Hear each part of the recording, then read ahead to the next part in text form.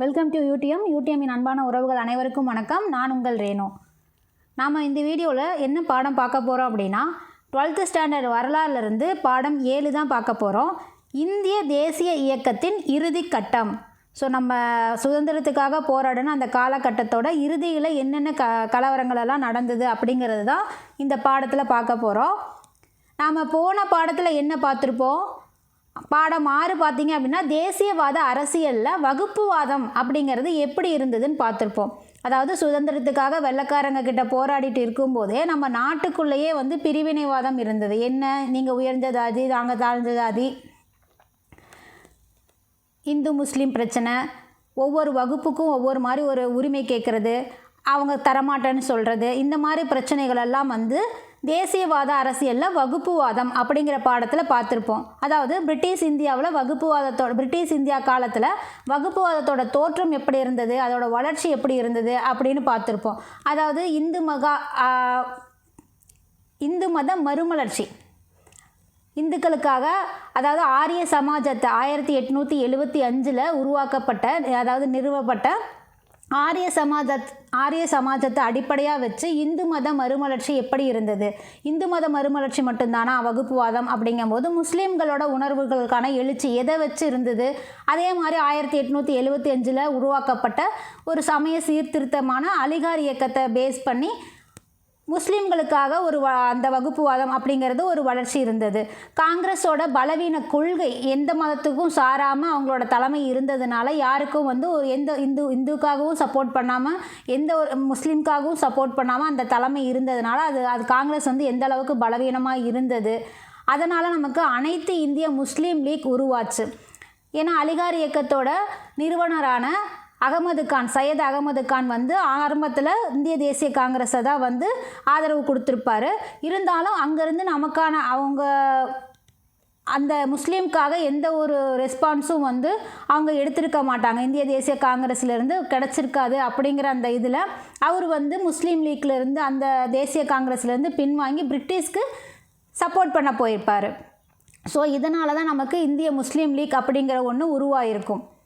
அடுத்ததாக பார்த்தீங்க அப்படின்னா முஸ்லீம்காக மட்டும்தான் அதாவது இந்திய முஸ்லீம் லீக் மட்டும்தான் உருவாகுமா முஸ்லீம்களுக்காக, ஏன் இந்துக்களுக்காக உருவாகாதா அப்படின்னு அகில இந்திய இந்து மகா சபைன்னு ஒன்று எழுச்சி பெற்றது போன பாடத்தில். அதெல்லாம் பார்த்துருப்போம். அடுத்ததாக இந்து மகா சபை எப்போ வந்தது நமக்கு? காந்தியடிகள் எப்போ தென்னாப்பிரிக்காவிலேருந்து இந்தியாவுக்கு வந்தாரோ அதே சேம் டைமில் தான் பார்த்தீங்க அப்படின்னா ஹரிதுவார். ஸோ ஹரிதுவார் அப்படிங்கிறது இந்துக்களுக்கான ஒரு இடம் தான் இல்லையா, அந்த கோயில் தான் இல்லையா. ஸோ அங்கே தான் இந்து மகா சபை அப்படிங்கிறது எழுச்சி பெற்றது அப்படிங்கிறத பார்த்துருப்போம். அடுத்ததாக பார்த்தீங்க அப்படின்னா முதல் காங்கிரஸ் அமைச்சர் அவைகள் எப்போ வந்தது? 1937. எத்தனை மாகாணங்களில்? 11 மாகாணங்களில் நடந்ததில் 7 மாகாணங்கள் வெற்றி பெற்றிருப்போம். அதில் 3 மாகாணங்கள் பார்த்தீங்க அப்படின்னா மிக முக்கியமான இடமாக அந்த காங்கிரஸ் இருந்திருக்கும். இது நாம் முதல் காங்கிரஸ் அமைச்சரவைகளில் பார்த்துருப்போம். அடுத்ததாக பார்த்தீங்க அப்படின்னா மீட்பு நாள்னு ஒன்று பார்த்துருப்போம். மீட்பு நாள் எதுக்கு? காங்கிரஸ் அமைச்சரவைகள் பதவி விலகி ராஜினாமா பண்ணியிருப்பாங்க. எதுக்காக ராஜினாமா பண்ணாங்க? 1939 செகண்ட் வேர்ல்டு வார் ஸ்டார்ட் ஆச்சு. அப்போ நம்மளை கேட்காமையே, காங்கிரஸை கேட்காமையே, கலந்து ஆலோசிக்காமலேயே இந்தியாவும் போரில் கலந்துக்குவாங்க அப்படின்னு சொல்லி யார் சொன்னாங்க? லின்லித்கோ பிரபு சொன்னார். அப்போ அவர் தான் அரச பிரதிநிதியாக இருந்தார். ஸோ அவர் தான் சொல்லியிருப்பார். லின்லித்கோவை நாம் எப்படி ஞாபகம் வச்சுருப்போம்? லிம்கா அப்படின்னு ஒரு கூல்ட்ரிங்க்ஸ் பேரை ஞாபகம் வச்சுருப்போம். ஸோ நிறைய அரச பிரதிநிதிகள் இருக்கிறதுக்காக அந்த பேரை நாம் ஞாபகம் வச்சுக்கிறதுக்காக சொன்னது. ஸோ அவர் தான் நம்ம கேட்காமையே, காங்கிரஸை கேட்காமையே இந்தியாவும் போரில் கலந்துக்குவாங்கன்னு சொல்லி எப்போ சொல்லியிருப்பார்? 1939 காங்கிரஸை கேட்காமையே செகண்ட் வேர்ல்டு வாரில் கலந்துக்குவாங்கன்னு சொல்லியிருப்பார். ஸோ அதனாலேயே நமக்கு மீட்பு நாள் அப்படிங்கிறது அதே ஆண்டுலேயே தொடரப்பட்டிருக்கும். 1939 டிசம்பரில் அந்த நாள் கடைபிடிக்கப்பட்டிருக்கும், டிசம்பர் 22. ஸோ அந்த நாள் மீட்பு நாளாக அறிவிச்சிருப்பாங்க. ஏன் அப்படின்னா காங்கிரஸோட அமைச்சரவைகள் ராஜினாமா பண்ணியிருப்பாங்க. இந்த காரணத்தினால தான் ராஜினாமா பண்ணியிருப்பாங்க. அந்த ராஜினாமா பண்ண அந்த விஷயத்துக்கு மீட்பு நாள்னு சொல்லி முஸ்லீம் லீக் செலிப்ரேட் பண்ணியிருப்பாங்க.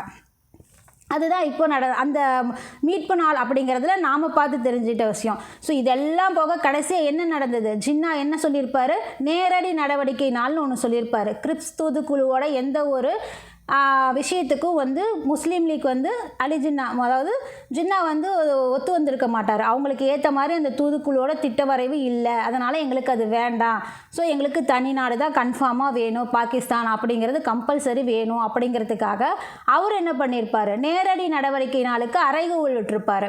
அதனால் என்ன நடந்தது, கல்கத்தாவில் பெரிய கலவரம் நடந்து ஒரு 1000 பேருக்கு மேலே உயிரிழப்பெல்லாம் ஏற்பட்டிருக்கும். இதனாலேயே காந்தியடிகள் என்ன பண்ணியிருப்பார், முதல்ல பாகிஸ்தான் தரமாட்ட வேண்டான்னு சொல்லிட்டு இருந்தவர் அப்பா நீங்கள் வாங்கிட்டு போங்க அப்படிங்கிற அளவுக்கு அவர் வந்திருப்பார் காந்தியடிகள். ஸோ இதுதான் நேரடி நடவடிக்கை நாள் அப்படிங்கிறது. நேரடி நடவடிக்கை நாள் நமக்கு எப்போ நடந்தது, ஒரு வருஷத்துக்கு முன்னாடி நடந்தது, நம்ம சுதந்திரத்துக்கு ஒரு வருஷத்துக்கு முன்னாடி நடந்தது. 1946 ஆகஸ்ட்டு 16. ஸோ நம்ம சுதந்திரத்துக்கு கரெக்டாக ஒரு வருஷத்துக்கு முன்னாடி நடந்தது. 15 இதுக்கு 16, அவ்வளோதான் வித்தியாசம். ஸோ இதை இப்படி நாம் ஞாபகம் வச்சுக்கலாம். மீட்பு நாளை நம்ம எப்படி ஞாபகம் வச்சுக்குவோம், எப்போ வந்து நமக்கு 2ஆம் உலக போர் ஸ்டார்ட் ஆச்சோ அதே வருஷம் 1939 தான். ஏன்னா காரணமே அதுதான், நம்மளை கேட்காம, காங்கிரஸை கேட்காம அவர் வந்து அரச பிரதிநிதி வந்து இந்தியா கலந்துக்குவாங்கன்னு சொன்னதுனால தான் காங்கிரஸ் அமைச்சரவைகள் ராஜினாமா பண்ணுவாங்க. அதே ஆண்டு தான் ராஜினாமா பண்ணுவாங்க. 1931 அறிவிச்சோன்னே இவங்களும் ராஜினாமா பண்ணியிருப்பாங்க. இந்த ராஜினாமாவை பண்ணதை தான் முஸ்லீம் லீக் வந்து மீட்பு நாளாக அறிவிச்சிருப்பாங்க, கடைபிடிச்சிருப்பாங்க. அது வந்து நமக்கு டிசம்பர் 22, வருஷமெல்லாம் ஒன்று தான். ஸோ இது இப்படி ஞாபகம் வச்சுக்கலாம். 2ஆம் உலக போராட அதே ஆண்டு தான் இதுவும். டிசம்பர் 22, செப்டம்பரில் நமக்கு செப்டம்பரில் பார்த்தீங்க அப்படின்னா அனௌன்ஸ் பண்ணியிருப்பாங்க 2ஆம் உலக போர். டிசம்பரில் பார்த்தீங்க அப்படின்னா மீட்பு நாள் அப்படிங்கிறது கடைபிடிச்சிருப்பாங்க. ஸோ இதெல்லாம் நாம் போன பாடத்தில் தெரிஞ்சுக்கிட்ட விஷயங்கள். தேசியவாத அரசியலில் வகுப்புவாதம், அந்த பாடம் ஃபுல்லாக நமக்கு இந்து முஸ்லீம் பிரிவினை தான் தீவிரமாக இருக்கும். அதனால தான் கடைசியாக நேரடி நடவடிக்கை நாள் வரைக்கும் வந்திருக்கும். இதுதான் நம்ம போன பாடத்தில் தெரிஞ்சுக்கிட்டது. இப்போ பார்த்தீங்க அப்படின்னா இந்திய தேசிய இயக்கத்தோட இறுதி கட்டத்தை தெரிஞ்சுக்க போகிறோம். இதில் என்ன பார்ப்போம் அப்படின்னா கிரிப்ஸ் தூதுக்குழுவை பற்றி பார்ப்போம். கிரிப்ஸ் தூதுக்குழு பார்ப்போம். வெள்ளையனே வெளியேறு இயக்கம், நேதாஜி சுபாஷ் சந்திர போஸும் அவருடைய இந்திய தேசிய இராணுவமும், ராயல் இந்திய கடற்படையோட கழகம் பார்ப்போம். ராஜாஜியோட முன்மொழிவும் வேவல் திட்டமும் பார்த்துருப்போம். ஸோ வேவல் யார், வேவல் பிரபு யாருங்கிறத நம்ம போன பாடத்திலே தெரிஞ்சிருப்போம். நமக்கு இந்தியாவுக்கு வந்து அதிகாரத்தை கொடுக்கறதுக்காக அந்த டைமில் இருந்த அரச பிரதிநிதி அவர் தான். பட் இவர் போய் தான் நமக்கு மவுண்ட் பேட்டன் பிரபு அப்படிங்கிறவர் வந்திருப்பார். இதெல்லாம் நம்ம போன பாடத்தில் இந்த வேவல் அவர் யார் அப்படிங்கிறதையும் பார்த்துருப்போம். அவர் அரச பிரதிநிதியாக இருந்தார். அவருக்கு அடுத்ததாக தான் மவுண்ட் பேட்டன் பிரபு வந்திருப்பார். எதுக்காக, இந்தியாவுக்கு அதிகாரத்தை கொடுக்கவும் இந்தியா பாகிஸ்தான் அப்படிங்கிறத பிரித்து விடுறது, அந்த சம்பந்தமான விஷயங்களுக்காக நியமிக்கப்பட்டவர் தான் வந்து மவுண்ட் பேட்டன் அப்படிங்கிறவர். அது நம்ம போன பாடத்துலேயே பார்த்துருப்போம். ஸோ இதில் பார்த்தீங்க அப்படின்னா அதை தொடர்ந்து சில விஷயங்கள் பார்ப்போம் வேவலை பற்றி. ராஜாஜியோட முன்மொழிவும் வேவல் திட்டத்திலையும். அடுத்ததான் இறுதியாக பார்த்தீங்க அப்படின்னா இந்த பாடத்தில் அமைச்சரவையோட தூதுக்குழு மற்றும் மவுண்ட் பேட்டனோட திட்டம். ஸோ இதுதான் இந்த பாடத்தில் இந்திய தேசிய இயக்கத்தோட இறுதி கட்டத்தில் நம்ம தெரிஞ்சுக்க போகிறோம். இந்த வீடியோவில் பார்த்தீங்க அப்படின்னா கிரிப்ஸ் தூதுக்குழு, வெள்ளையனே வெளியேறு இயக்கம், நேதாஜி சுபாஷ் சந்திர போஸும் இந்திய தேசிய இராணுவம், இது 3 மட்டும்தான் இந்த வீடியோவில் நம்ம தெரிஞ்சுக்க போகிறோம். பேலன்ஸ் இருக்கிற ராயல் இந்திய கடற்படையோட கழகமும், ராஜாஜி, அமைச்சரவை தூதுக்குழு மற்றும் மவுண்ட் பேட்டன் திட்டம், இதெல்லாம் பார்த்தீங்க அப்படின்னா நெக்ஸ்ட் வீடியோவில் பார்க்கலாம். இந்த பாடம் கொஞ்சம் பெருசு. அதுக்காக இந்த பாடத்தோட அறிமுகத்தில் நாம் என்ன தெரிஞ்சுக்க போகிறோம் அப்படின்னா,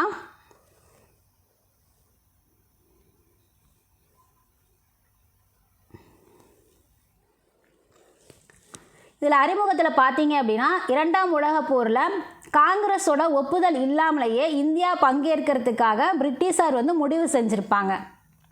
இதுக்கு எதிர்ப்பு தெரிவித்து தான் காங்கிரஸ் அமைச்சரவைகள் வந்து பதவி விலகியிருப்பாங்க. அக்டோபர் 1940 பார்த்தீங்க அப்படின்னா காந்தியடிகள் தனிநபர் சத்தியாகிரகத்தை தொடங்கியிருப்பார். இது வரைக்கும் குழு சத்தியாகிரகம் தான் நடந்திருக்கும். நமக்கு காந்தியடிகள் இந்தியாவுக்கு வந்த உடனே இந்தியாவில் நடந்த முதல் சத்தியாகிரகம் எது, அது 1917 நடந்த சம்பாரான் சத்தியாகிரகம். இதுதான் நமக்கு அவர் தொடங்கின முதல் சத்தியாகிரகம் இந்தியாவில். அதுக்கு முன்னாடியே தென்னாப்பிரிக்காவில் தொடங்கியிருப்பார்.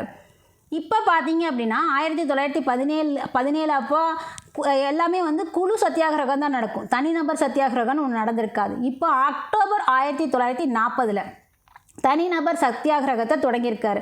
அக்டோபர் மாதம் தான் காந்தியடிகளோட பிறந்த நாளும் வரும். ஸோ அந்த மாதத்தில் தான் பார்த்தீங்க அப்படின்னா தனிநபர் சத்தியாகிரகத்தை தொடங்கியிருப்பார் காந்தியடிகள் 1940. இதற்கிடையே பார்த்தீங்க அப்படின்னா சுபாஷ் சந்திர போஸை வந்து காங்கிரஸோட தலைவராக்கியிருப்பாங்க.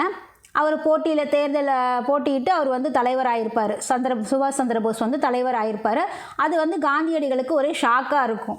ஏன் அப்படின்னா காந்தியடிகளை பொறுத்த வரைக்கும் இந்த நம்ம பாஷா படத்தில் மாணிக்கமாக ரஜினி இருக்கும்போது கட்டி வச்சு அடித்தாலும் ரத்தம் வந்தாலும் சிரிச்சுக்கிட்டே அமைதியாக போகிறது தான் அவரோட பழக்கம்.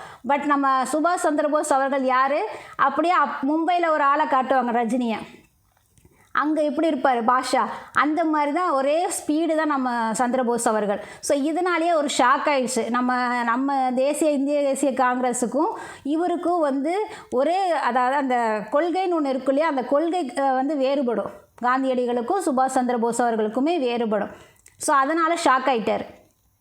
பின்னாடி பார்த்தீங்க அப்படின்னா இது ஷாக்கானதுனால என்ன ஆகுது அப்படின்னா காந்தியடிகளுக்கு ஒத்துழைப்பு கொடுத்து அந்த ஆதரவாளர்கள்லாம் இருப்பாங்க இல்லையா, அவர் வந்து சுபாஷ் சந்திர போஸ்கிட்ட எப்போ பாரு ஒரே வாக்குவாதமாக இருக்கும். இவங்களோட பெரிய தொல்லையாக போச்சுடா அப்படின்னு சொல்லிட்டு அவர் என்ன பண்ணியிருப்பார், ஃபார்வர்ட் பிளாக் கட்சியை தொடங்கியிருப்பார். காங்கிரஸில் இருக்கும் போதே பார்த்தீங்க அப்படின்னா ஃபார்வர்ட் பிளாக் கட்சியை வந்து யார் தொடங்கியிருப்பாங்க, நம்ம போஸ் அவர்கள் தான் தொடங்கியிருப்பார். சுபாஷ் சந்திர போஸ் தான் வந்து ஃபார்வர்ட் பிளாக் கட்சியை தொடங்கியிருப்பார். அடுத்ததாக பார்த்தீங்க அப்படின்னா அவர் அரெஸ்ட் பண்ணி உள்ளே வச்சுருப்பாங்க. அவர் உண்ணாவிரதம் இருந்திருப்பார். ஸோ அவர் இறந்துட்டால் பெரிய தொந்தரவாக போயிருங்கிறதுக்காக அவரை ரிலீஸ் பண்ணியிருப்பாங்க. ரிலீஸ் பண்ணி வீட்டு காவலில் வச்சுருப்பார். அந்த காவலில் வச்சுட்டு இருக்கும் போதே இவர் என்ன பண்ணியிருப்பார், முதல்வர் அர்ஜுன் மாதிரி தப்பிச்சு போயிருப்பார் வேஷம் போட்டு. எங்கே போயிருப்பார், ஜெர்மனிக்கும் சிங்கப்பூருக்கும் தப்பிச்சு போயிருப்பார். அங்கே போய் தான் இந்திய தேசிய இராணுவத்தை அமைச்சு போராட்டத்தில் ஈடுபட்டிருப்பார். மார்ச்சில் 1942 தேசியவாதிகளை சமாதானப்படுத்துறதுக்காக கிரிப்ஸ் தூதுக்குழு வந்திருக்கும் இந்தியாவுக்கு. அதாவது நாங்கள் வந்து கிரிப்ஸ் தூதுக்குழு இந்த பாடத்தில் நம்ம பார்த்து தெரிஞ்சுக்க போகிறோம். எதுக்காக அவங்க வராங்க அப்படின்னா தேசியவாதிகளை சமாதானப்படுத்துறதுக்காக வராங்க. எப்போ வராங்க, 42 வராங்க. நமக்கு 42 தான் வெள்ளையனே வெளியேறு இயக்கம் அப்படிங்கிறது ஒன்று தொடங்குவார் காந்தியடிகள். ஸோ இப்போ மார்ச்சில் வந்து இவங்க வராங்க, கிரிப்ஸ் தூதுக்குழு வந்து வராங்க இந்தியாவுக்கு. ஆனாலுமே வந்து கிரிப்ஸ் தூதுக்குழுவோட முன்மொழிவுகள் எல்லாமே தோல்வி அடைஞ்சிருக்கும். நம்மளை வந்து சப்போர்ட் பண்ணுறதுக்காக கேட்க வருவாங்க, 2ஆம் உலகப் போரில் சப்போர்ட் பண்ணுங்கள், நாங்கள் வந்து உங்களுக்கு வந்து என்ன தரோம், அதாவது முழு சுதந்திர பற்றியெல்லாம் பேசியிருக்க மாட்டாங்க, தன்னாட்சி கொடுக்கறது மட்டும், டொமினியன் அந்தஸ்து மட்டும்தான் பேசியிருப்பாங்க. ஸோ இதெல்லாம் செட் ஆகாது அப்படிங்கிறதுக்காக இந்திய தேசிய காங்கிரஸ் வந்து கடைசி வரைக்கும் போராடிட்டு தான் இருக்கும். அவங்களுக்கு வந்து சப்போர்ட் பண்ணியிருக்க மாட்டாங்க. அதனால் அந்த கிரிப்ஸ் குழுவோட முன்மொழிகள் எல்லாமே தோல்வி அடைஞ்சிருக்கும். ஆகஸ்ட் 1942 காந்தியடிகள் வந்து வெள்ளையனே வெளியேற இயக்கத்தை நடத்துறதுக்கு உத்தரவு, அதாவது யோசிச்சு வச்சுருப்பார். இந்த மாதிரி செய்யலாம், வெள்ளையனே வெளியேற இயக்கம் கடைசியாக கையில் எடுக்கலாம் அப்படின்னு சொல்லி அவர் வந்து யோசிச்சு வச்சுருப்பார். எப்படியாவது இவங்களை வெளியே துரத்தி விட்டால் போகுதுன்னு. ஏன்னா மார்ச்சில் வந்து கிரிப்ஸ் தூதுக்குழு வருது. மார்ச்சில் அவங்க பேசுனது எதுவுமே வந்து தேசிய காங்கிரஸுக்கு வந்து ஒத்து வரல. அதனால தான் வந்து ஆகஸ்ட்டில் என்ன பண்ணுறாங்க அப்படின்னா வெள்ளையனே வெளியேற இயக்கத்தை தொடங்குறதுக்காக அவர் திட்டமிட்டிருப்பார் காந்தியடிகள். ஆனால் அந்த திட்டத்தை தீட்டிகிட்டு இருக்கும்போதே பிரிட்டிஷார் என்ன பண்ணியிருப்பாங்க, அப்போ வந்து 2ஆம் உலகப் போர் நடந்துகிட்ருக்கோம், இருந்தாலும் அங்கே போய் அந்த வேலையை பார்க்காம நம்ம காங்கிரஸ் இருக்கக்கூடிய அனைத்து தலைவர்களையும், தேசம் ஃபுல்லாக இருக்கிற காங்கிரஸ் சம்மந்தமான இருக்கிற அனைத்து தலைவரையும், கிட்டத்தட்ட 60,000க்கு மேலே இருக்கிற எல்லா தலைவர்களையும் பிடிச்சி உள்ளே போட்டிருப்பாங்க. அதாவது இந்த வெளியேறு இயக்கத்தில் யாரும் கலந்துக்கக்கூடாது, அவங்க வந்து அதை நடத்தக்கூடாது அப்படிங்கிறதுக்காக பிரிட்டிஷ் என்ன பண்ணியிருப்பாங்க, காங்கிரஸோட அனைத்து தலைவர்களையும் பிடிச்சி உள்ளே போட்டிருப்பாங்க. அப்போ பார்த்தீங்க அப்படின்னா 42 உள்ளே போகிறவர் 44 வரைக்கும் காந்தி வந்து அதாவது சிறையில் கடும் நெருக்கடிகளை சந்திப்பார். காந்தியடிகள் 42 பிடிச்சி உள்ளே அவர் மட்டும் இல்லை, தேசிய காங்கிரஸில் இருக்கக்கூடிய தலைவர்கள் அனைத்தையுமே உள்ளே பிடிச்சி போட்டிருப்பாங்க. மே மாதம் பார்த்தீங்க அப்படின்னா 44வது ஆண்டு மே மாதம், லீவு மாதம் பார்த்தீங்க அப்படின்னா காந்தி அவர்கள் வந்து ரொம்ப நெருக்கடிகளை சந்திச்சிருப்பார் சிறையில். அதனால் பார்த்தீங்க அப்படின்னா அதுக்கப்புறமா 1946 அமைச்சரவை தூதுக்குழு திட்டம் வந்து காங்கிரஸுக்கு ஏற்றதாக இருக்கும். எப்போது 44 வந்து சிறையில் கடும் நெருக்கடிகளை எதிர்கொண்டு இருப்பார். அதுக்கப்புறமா நமக்கு அந்த 1946 அமைச்சரவை தூதுக்குழு திட்டம் பார்த்திங்க அப்படின்னா காங்கிரஸுக்கு ஏற்றதாக இருக்கும். ஆனாலுமே காங்கிரஸுக்கு ஏற்றதாக இருந்தாலுமே 46 கொண்டு வரப்பட்ட தூதுக்குழுவோட திட்டம் காங்கிரஸுக்கு மட்டும்தான் ஏற்றதாக இருந்தது. முஸ்லீம் லீக்குக்கான அலி ஜின்னா இருக்கார் இல்லையா, அவரோட பாகிஸ்தான் கோரிக்கைக்கு எந்த விதத்துலேயும் வந்து அது பதில் அளிக்கக்கூடியதாக இருந்திருக்காது. அதனால தான் அவர் வந்து நேரடி நடவடிக்கையினால் அறிவிச்சிருப்பார். இதனால் என்ன ஆயிருக்கும், கிழக்கு வங்காளத்தில் வன்முறை வெடித்து தலைவிரிச்சு ஆடி இருக்கும். கலவர பூமியாக மாறியிருந்த நவகாலியில் இருந்து காந்தியடிகள் பார்த்தீங்க அப்படின்னா அமைதி பயணத்தை தொடங்கியிருப்பார்.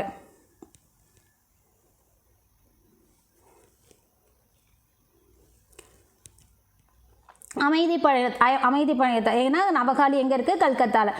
ஸோ அங்கேருந்து வந்து கலவர பூமியாக மாறி இருந்த நவகாலியில் இருந்து தான் பார்த்தீங்க அப்படின்னா அந்த வன்முறை வெடித்த இடத்துல அந்த இதில் இருந்து தான் பார்த்தீங்க அப்படின்னா காந்தி வந்து அமைதி பயணத்தை தொடங்கியிருப்பார். அடுத்ததாக பார்த்தீங்க அப்படின்னா இது சம்மந்தமாக ராஜாஜியோட சமரசம், வேவல் திட்டம், சிம்லா மாநாடு எல்லா பேச்சுவார்த்தைகளுமே தோல்வியில் தான் முடிஞ்சிருக்கும். அதாவது இந்த வேண்டாம் என்ன சொல்கிறது, இன்னொரு பாகிஸ்தான் அப்படிங்கிற ஒன்று விஷயம் வேண்டாம் அப்படிங்கிற மாதிரி அந்த பேச்சுவார்த்தைகள் எல்லாமே வந்து தோல்வியில் தான் முடிவடைஞ்சிருக்கும். ராஜாஜியோட சமரசம் பார்த்திங்கன்னா இங்கேயே போட்டிருப்பாங்க நமக்கு. ராஜாஜியோட சமரச முயற்சியும் வேவல் திட்டமும் அதை நிறைவேற்றும் பொருட்டு அதை நிறைவேற்றுறதுக்காக போட்ட சிம்லா மாநாடு எல்லாமே வந்து பேச்சுவார்த்தை எல்லாமே வந்து பிரயோஜனமாக இருந்திருக்காது, தோல்வியில் தான் முடிஞ்சிருக்கும். இதற்கு இடையில் பார்த்தீங்க அப்படின்னா ராயல் இந்திய கடற்படை கழகத்தில் ஈடுபடுவாங்க. எதுக்காக, பிரிட்டிஷாரை வேகமாக விடுதலை வழங்குறதுக்காக வந்து ராயல் இந்திய கடற்படையும் பார்த்தீங்க அப்படின்னா கழகத்தில் ஈடுபட்டிருப்பாங்க.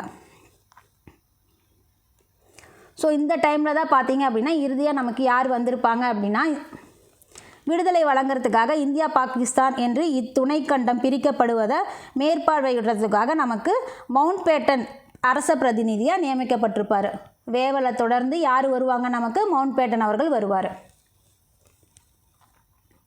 ஸோ நமக்கு மவுண்ட் பேட்டனுக்கு முன்னாடி இருந்த அரச பிரதிநிதி யார், வேவல் தான், வேவல் பிரபு தான்.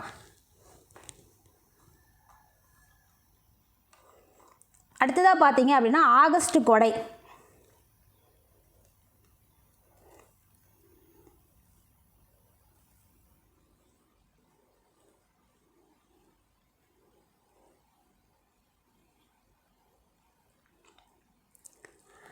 ஆகஸ்ட் கொடைங்கிறது ஆகஸ்ட் மாதத்தில் லின்லித்கோ பிரபு இருக்கார் இல்லையா, நம்மளை கேட்காமலே வந்து நாமளும் போரில் கலந்துக்குவோன்னு அறிவித்த அரச பிரதிநிதி, அவர் வந்து ஒரு அறிக்கை வெளியிடுவார். அதுதான் ஆகஸ்ட் கொடைன்னு சொல்லுவோம்.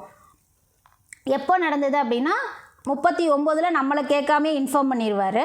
பட் 40 ஒரு சலுகை கொடுக்குறார், ஒரு அறிக்கை கொடுக்குறார். அது என்ன அப்படிங்கிறத பார்க்கலாம். 40 ஆகஸ்ட் 8. ஸோ ஆகஸ்ட் கொடைங்கும் போது நமக்கு அந்த மாதத்தில் எந்த பிரச்சனையும் இருக்காது. ஆண்டுன்னு பார்க்கும்போது 39 நம்மளை கேட்காம இன்ஃபார்ம் பண்ணிவிட்டு ஒரு வருஷம் கழித்து அதுக்கப்புறமா அது குறித்துதான ஒரு அறிக்கை கொடுப்பாரு ஆகஸ்ட் 8. ஸோ என்ன கொடுப்பாரு அப்படின்னா அந்த அறிக்கையில் டொமினியன் அந்தஸ்தை எதிர்காலத்தில் வழங்குறதுக்கான உறுதியை கொடுத்துருப்பார் ஆகஸ்ட் கொடையில்.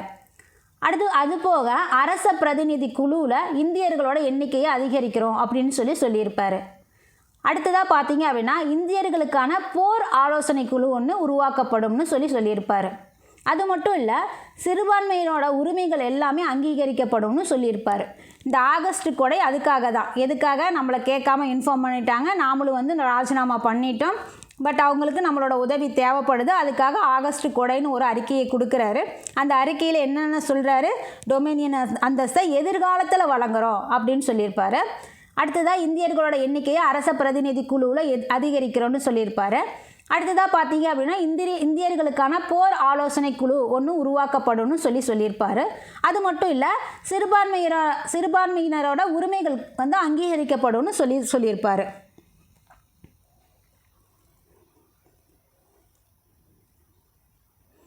ஸோ பாட்ஷா ஸ்டைலில் நிற்கிற இவர் தான் லின்லித்கோ பிரபு.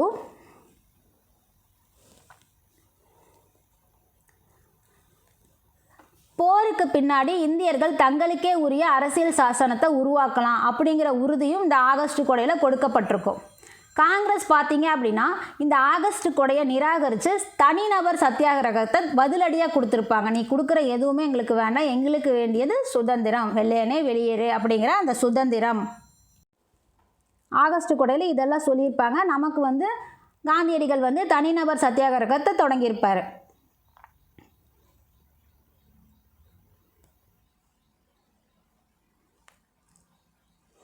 தனிநபர் சத்தியாகிரகம் அப்படிங்கிறது சர்வாதிகாரத்திற்கு எதிரான போராட்டத்தை தொடர்றதுக்காக காந்தியடிகள் தொடங்கின விஷயந்தான் தனிநபர் சத்தியாகிரகம்.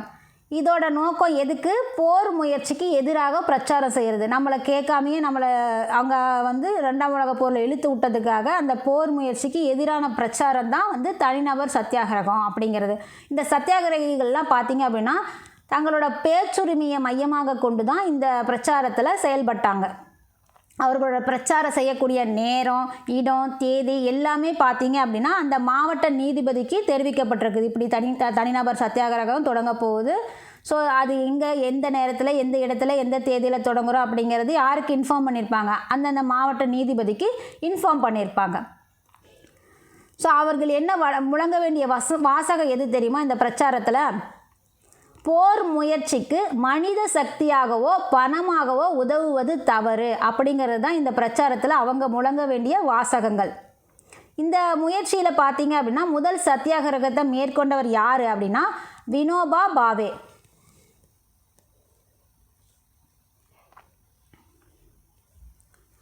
ஸோ வினோபா பாவே அவர் தான் இந்த முயற்சியை தனிநபர் சத்தியாகிரகத்தை தொடங்கியிருப்பார். காந்தியடிகள் இன்ஃபார்ம் பண்ணியிருப்பார். பட் இந்த முதல் சத்தியாகிரகத்தை மேற்கொண்டவர் யார் அப்படின்னா வினோபா பாவே. அவர் எங்கே தொடங்கியிருப்பார் அப்படின்னா மகாராஷ்டிரத்தில் இருக்கக்கூடிய பாவனர் அந்த இடத்துல, இங்கே தான் பாவனர் ஆசிரமத்தை தான். ஸோ இங்கே தான் தனிநபர் சத்தியாகிரகத்தை முதல்ல அவர் ஸ்டார்ட் பண்ணியிருப்பார். எப்போ அப்படின்னு பார்த்தீங்க அப்படின்னா 1940 அக்டோபர் 17. ஸோ 39 தான் நமக்கு அனௌன்ஸ் பண்ணுறாங்க, நம்மளை கேட்காமலே. அதனால தான் ஆகஸ்ட் நன்கொடையும் நமக்கு 40 நடக்குது.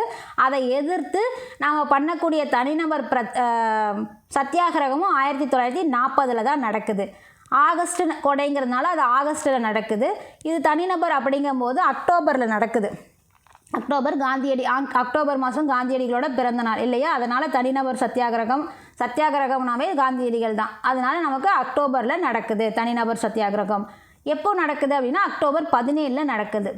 வினோபா பாவே தான் அதை முதல்ல ஸ்டார்ட் பண்ணுறாரு.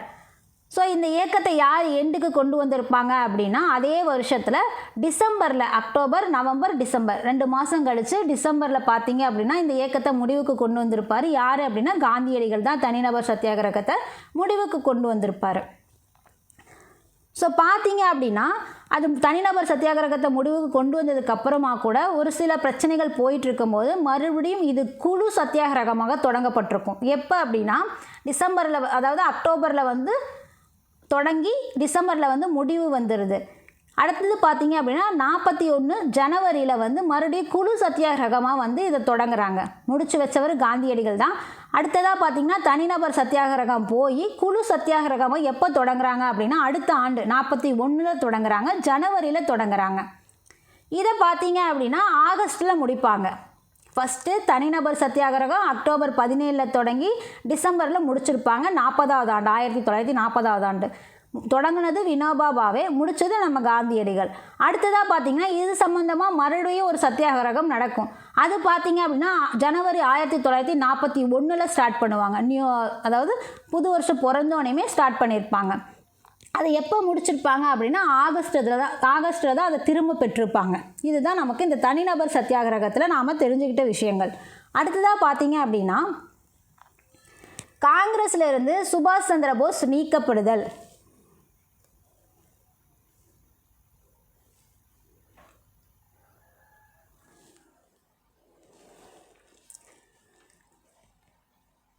நமக்கு போஸ் அவர்கள் 1897 பிறந்திருப்பார். 1945 இறந்ததாக அறிவிக்கப்பட்டிருப்பார். ஸோ அவர் இறந்தாரா இல்லையா, அவர் எப்போ இறந்தார் அப்படிங்கிறது யாருக்குமே தெரியாது. அவரே மறுபிறப்பு எடுத்து நமக்கு சொன்னாலே ஒழிய அதோட எந்த ஒரு கிளியராக ஒரு டீட்டெயில்ஸுமே கிடையாது. எத்தனை குழு போட்டாலும் அதை பற்றி தெரிஞ்சுக்கிறதுக்காக 46 ஒரு குழு, 56 ஒரு குழு, 70 1, 2005 1ன்னு இத்தனையும் இருந்தாலும் சிலர் உண்மைங்கிறாங்க. தைவானில் அவர் இறந்துட்டார், அந்த விபத்தில் விமான விபத்தில் இறந்துட்டதாக சொல்கிறாங்க.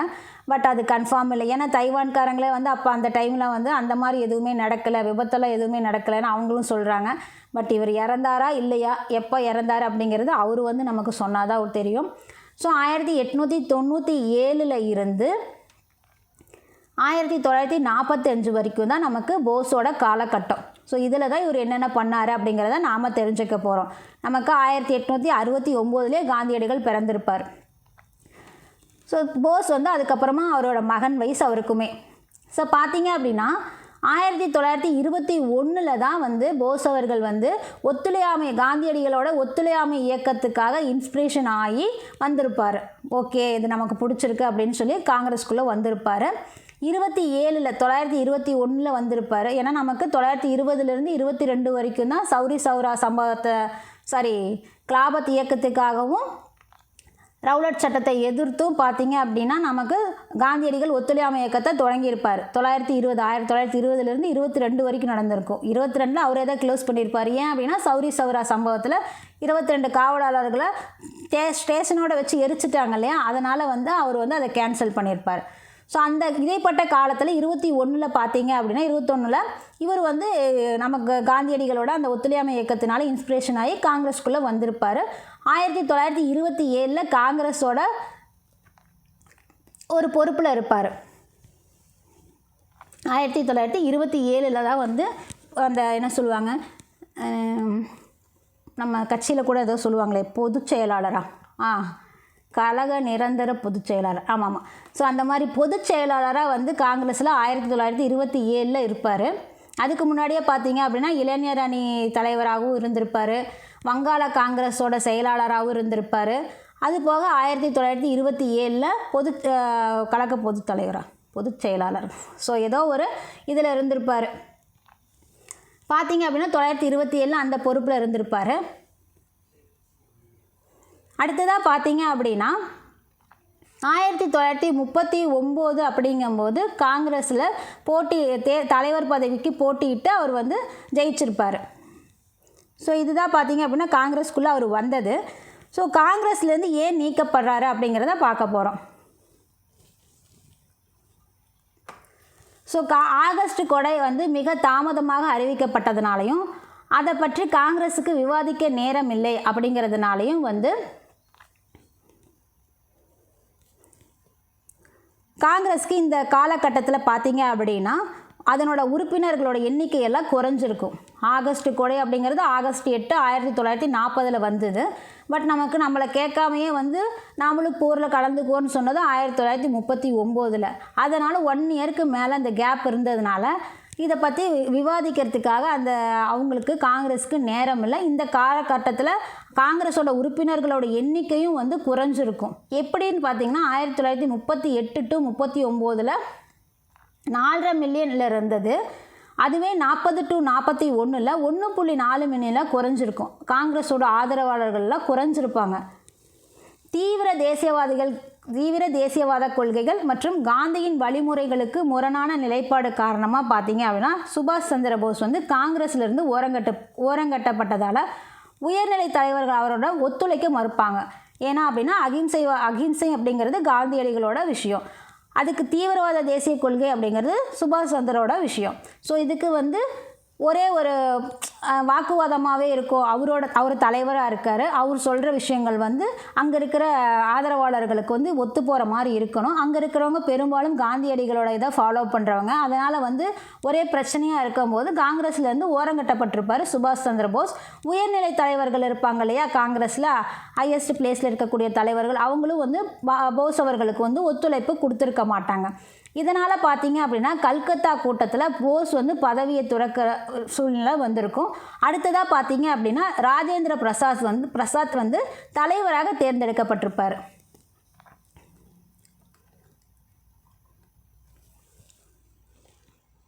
கல்கத்தா கூட்டத்தில் தான் வந்து போஸ் அவர்கள் வந்து பதவியை திறந்திருப்பார்.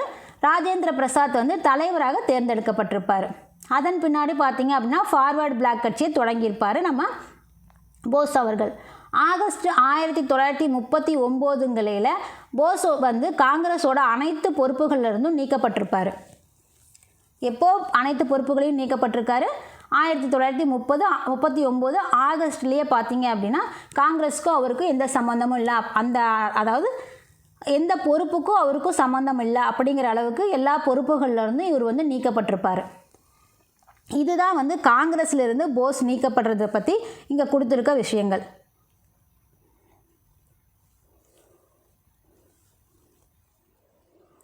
அடுத்ததாக லாகூர் தீர்மானம். லாகூர் தீர்மானம் அப்படிங்கும்போது 1940 மார்ச் 23 முஸ்லீம் லீக் மாநாட்டில் நிறைவேற்றப்பட்டது. என்ன தீர்மானம் நிறைவேற்றப்பட்டிருக்கும் அப்படின்னா, பாகிஸ்தானுக்கான தனிநாடு, இஸ்லாமியர்களுக்கான தனிநாடு பாகிஸ்தான் வேணும் அப்படிங்கிறது இந்த தீர்மானத்தில் கோரப்பட்டிருக்கும்.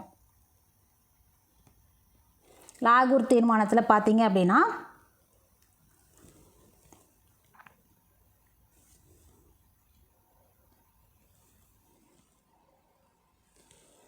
1940 லாகூர் தீர்மானம் 1940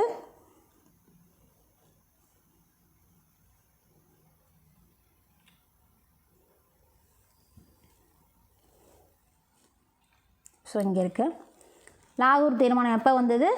1940 மார்ச் 23 முஸ்லீம் லீக் மாநாட்டில் நிறைவேற்றப்பட்டது. இந்த தீர்மானத்தில் என்ன கோரிக்கை வச்சுருப்பாங்க அப்படின்னா, இஸ்லாமியர்களுக்கான தனி நாடு, அதாவது பாகிஸ்தான் வேணும் அப்படிங்கிற மாதிரி கோரிக்கை வச்சுருப்பாங்க. டொமினியன் அந்தஸ்து பற்றிய மயக்கம் ப்ளஸ் லாகூர் தீர்மானம், இந்த இரண்டுமே பார்த்திங்க அப்படின்னா இந்தியாவோட விடுதலைக்கான பேச்சுவார்த்தைக்கு தடையாக இருந்துச்சு அப்படிங்கிற மாதிரி இந்த இதை சொல்லியிருக்காங்க. நமக்கு டொமினியன் அந்தஸ்து கொடுக்குறோன்னு ஆகஸ்ட் கொடையில் சொல்லியிருப்பாங்க. இந்த லாகூர் தீர்மானம் அப்படிங்கும்போது இஸ்லாமியர்களுக்கான தனிநாடு, இந்த விஷயங்கள்லாம் பார்த்தீங்க அப்படின்னா இந்திய விடுதலைக்கான பேச்சுவார்த்தைக்கு தடையாக இருந்தது அப்படின்னு சொல்லப்படுது.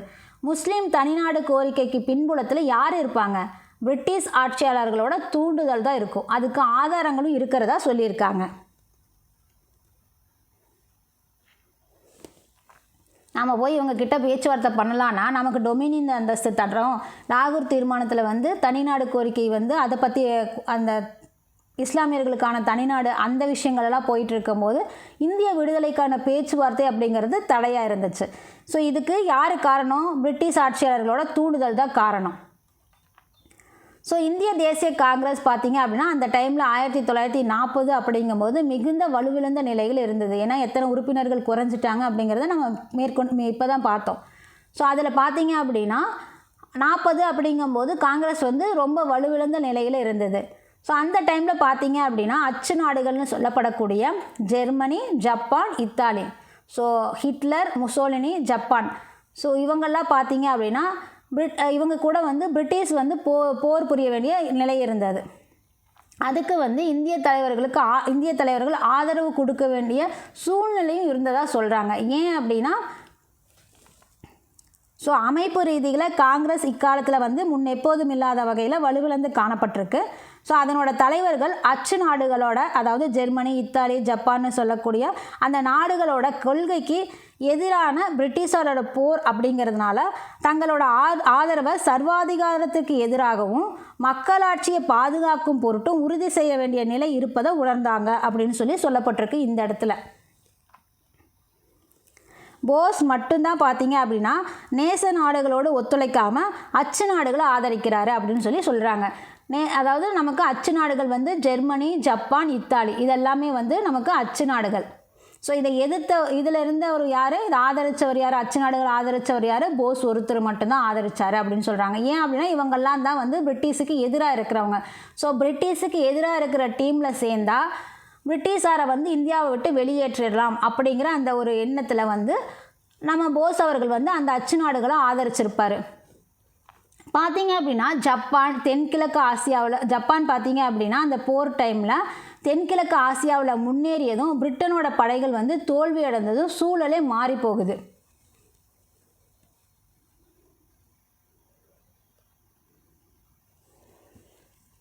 அந்த போர் டைமில் பார்த்தீங்க அப்படின்னா நமக்கு அச்சு நாடுகளுக்கு யார் ஆதரவு கொடுப்பாங்க?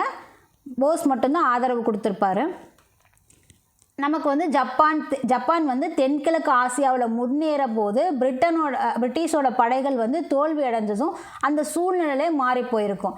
இதனால் பார்த்தீங்க அப்படின்னா பிரிட்டிஷ் வந்து நமக்கு விடுதலைக்கு ஒப்புதல் வழங்காமலேயே போர் முயற்சிகளில் இந்தியர்களோட ஒத்துழைப்பை பெற வேண்டிய அவசர சூழல் வந்து அவங்களுக்கு ஏற்பட்டுருச்சு. நம்மக்கிட்ட கேட்டுட்ருக்காங்க, தூதுக்குழுவையெல்லாம் அனுப்பி கேட்டுட்ருக்காங்க.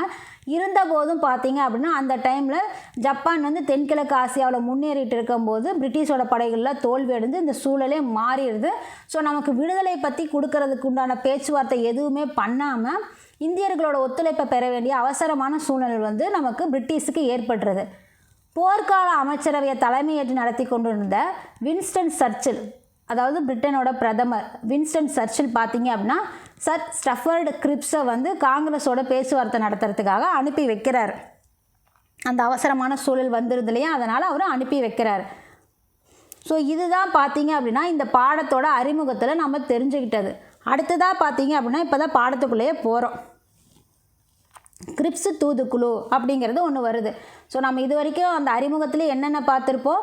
லாகூர் தீர்மானம் பார்த்தோம், காங்கிரஸ்லேருந்து சுபாஷ் சந்திர போஸ் எப்படி நீக்கப்பட்டிருக்காரு அப்படிங்கிறத பார்த்தோம், தனிநபர் சத்தியாகிரகம் ஏன் நடந்ததுன்னு பார்த்தோம், ஆகஸ்ட் கொடை மூலயமா லின்லித்கோ பிரபு நமக்கு என்ன சலுகைகள் கொடுத்தாங்க அப்படிங்கிறத பார்த்தோம்.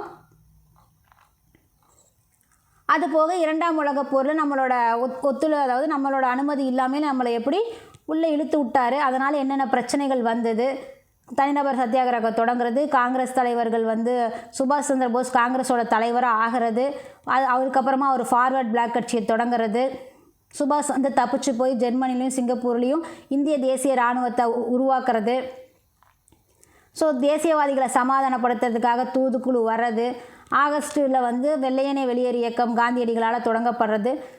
ஸோ இது எல்லாமே பார்த்தீங்க அப்படின்னா நம்ம இந்த அறிமுகத்திலே பார்த்து தெரிஞ்சுக்கிட்ட விஷயங்கள். இப்போ பார்த்தீங்க அப்படின்னா முதல்ல நம்ம அந்த பாடத்தில் என்ன தெரிஞ்சுக்க போகிறோம் அப்படின்னா கிரிப்ஸ் தூதுக்குழுவை பற்றி தான் தெரிஞ்சுக்க போகிறோம். தென்கிழக்கு ஆசியாவில் ஜப்பானோட அத்துமீறல் நேச நாடுகளுக்கு 1941ஆம் ஆண்டு பார்த்தீங்க அப்படின்னா மிகவும் மோசமானதாக இருந்துச்சு. ஸோ நம்ம ஜெர்மனி, இத்தாலி, ஜப்பான் இதெல்லாம் வந்து அச்சு நாடுகள்னு தெரியும். அதே மாதிரி நமக்கு நேச நாடுகள் அப்படின்னா France, Poland, Belgium, Norway, Holland. So இதையெல்லாம் பார்த்தீங்க அப்படின்னா நேச நாடுகள்னு சொல்லுவோம். ஸோ இதெல்லாம் இந்த நாடுகள்லாம் பார்த்தீங்க அப்படின்னா ஜெர்மனியால் கைப்பற்றப்பட்டிருக்கும், அச்சு நாடுகளால் கைப்பற்றப்பட்டிருக்கும். அதனால் 1941 அப்படிங்கிறது நேச நாடுகளுக்கு மிகவும் மோசமான அந்த இதாக இருந்தது. பிரிட்டன் பார்த்தீங்க அப்படின்னா இந்த காலகட்டத்தில் பல பின்னடைவுகளை சமாளிக்க வேண்டியதாக இருந்தது. அதில் முக்கியமாக பார்க்க வேண்டிய விஷயம் அப்படிங்கிறது தென்கிழக்கு ஆசியாவுக்குள்ளே ஜப்பானோட படைகள் வந்தது தான். இந்த நிகழ்வு பார்த்தீங்க அப்படின்னா முத்து துறைமுகம், பேர்ல் ஹார்பர்னு சொல்லுவோம் இல்லையா, அமெரிக்காவோட துறைமுகம். ஸோ அந்த முக்கிய துறைமுகம் இல்லையா, ஸோ அந்த துறைமுகத்தில் 1941 டிசம்பர் 7 தாக்கப்பட்ட அதே சமகாலத்தில் தான் இந்த தென்கிழக்கு ஆசியாவுக்குள்ளே ஜப்பான் படை வந்து சேர்ந்துருக்கும். அதனால் வந்து பிரிட்டன் அப்படிங்கும்போது அது வந்து பல பின்னடைவுகளை சந்திச்சிட்டு இருந்த அந்த காலகட்டம் அப்படிங்கிறத நம்ம பார்க்குறோம். ஸோ முத்து துறைமுகம் எப்போ வந்து தாக்கப்படுது? 1941 டிசம்பர் 7. 39 போர் ஸ்டார்ட் பண்ணி 41 அப்படிங்கும்போது முத்து துறைமுகம் டிசம்பர் 7 அந்த ஆண்டோட இறுதியில் வந்து தாக்கப்படுது. பேர்ல் ஹார்பர் அந்த துறைமுகம், அமெரிக்காவோட முக்கிய துறைமுகம்னு சொல்லக்கூடிய அந்த துறைமுகம் தாக்கப்படுது. ஸோ அந்த டைமில் பார்த்தீங்க அப்படின்னா அமெரிக்க அதிபராக இருக்கக்கூடிய ரூஸ்வெல்ட்டும் சீன குடியரசுத் தலைவரான சியாங் கே ஷேக்கும், ஸோ இவங்க 2 பேரும் முக்கியம். யார் இந்த நாட்டோட அதிபர் அப்படிங்கிறது பொறுத்துக்களை கேட்கறதுக்கு உண்டான வாய்ப்புகள் அதிகமாக இருக்குது. ஸோ அமெரிக்க அதிபர் யார்? ரூஸ்வெல்டு. அதே மாதிரி சீன குடியரசுத் தலைவராக இருக்கக்கூடியவர் யார்? Chiang Kai shake. ஸோ இவங்கெல்லாம் பார்த்தீங்க அதே மாதிரி அந்த டைமில் டோஜோ இருப்பார். ஜப்பானுக்கு டோஜோ, ஜப்பான் ஜோன்னு சொல்லலாம், ஜப்பான் ஜோ. ஸோ ஜப்பானில் அப்போ யார் அதிபராக இருப்பார் அப்படின்னா டோஜோ இருப்பார். ஸோ இவங்கெல்லாம் வந்து நமக்கு பொறுத்துகளை கேட்கக்கூடியவங்க, அதனால் சொல்கிறேன். ஸோ அந்த டைமில் பார்த்தீங்க அப்படின்னா அமெரிக்க அதிபர் ரூஸ்வெல்டும் சீன குடியரசுத் தலைவராக இருக்கக்கூடிய சியாங்கும் பார்த்தீங்கன்னா ஜப்பானோட அதிரடி போக்க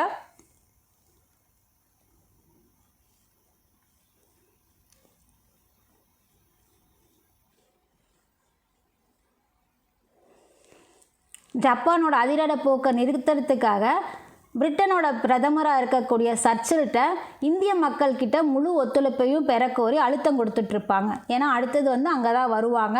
ஸோ இந்தியாவுக்கும் பிரச்சனை வரலாம் அப்படிங்கிற மாதிரி சொல்லுங்கள் அப்படிங்கிற மாதிரி அழுத்தம் கொடுத்துட்ருப்பாங்க.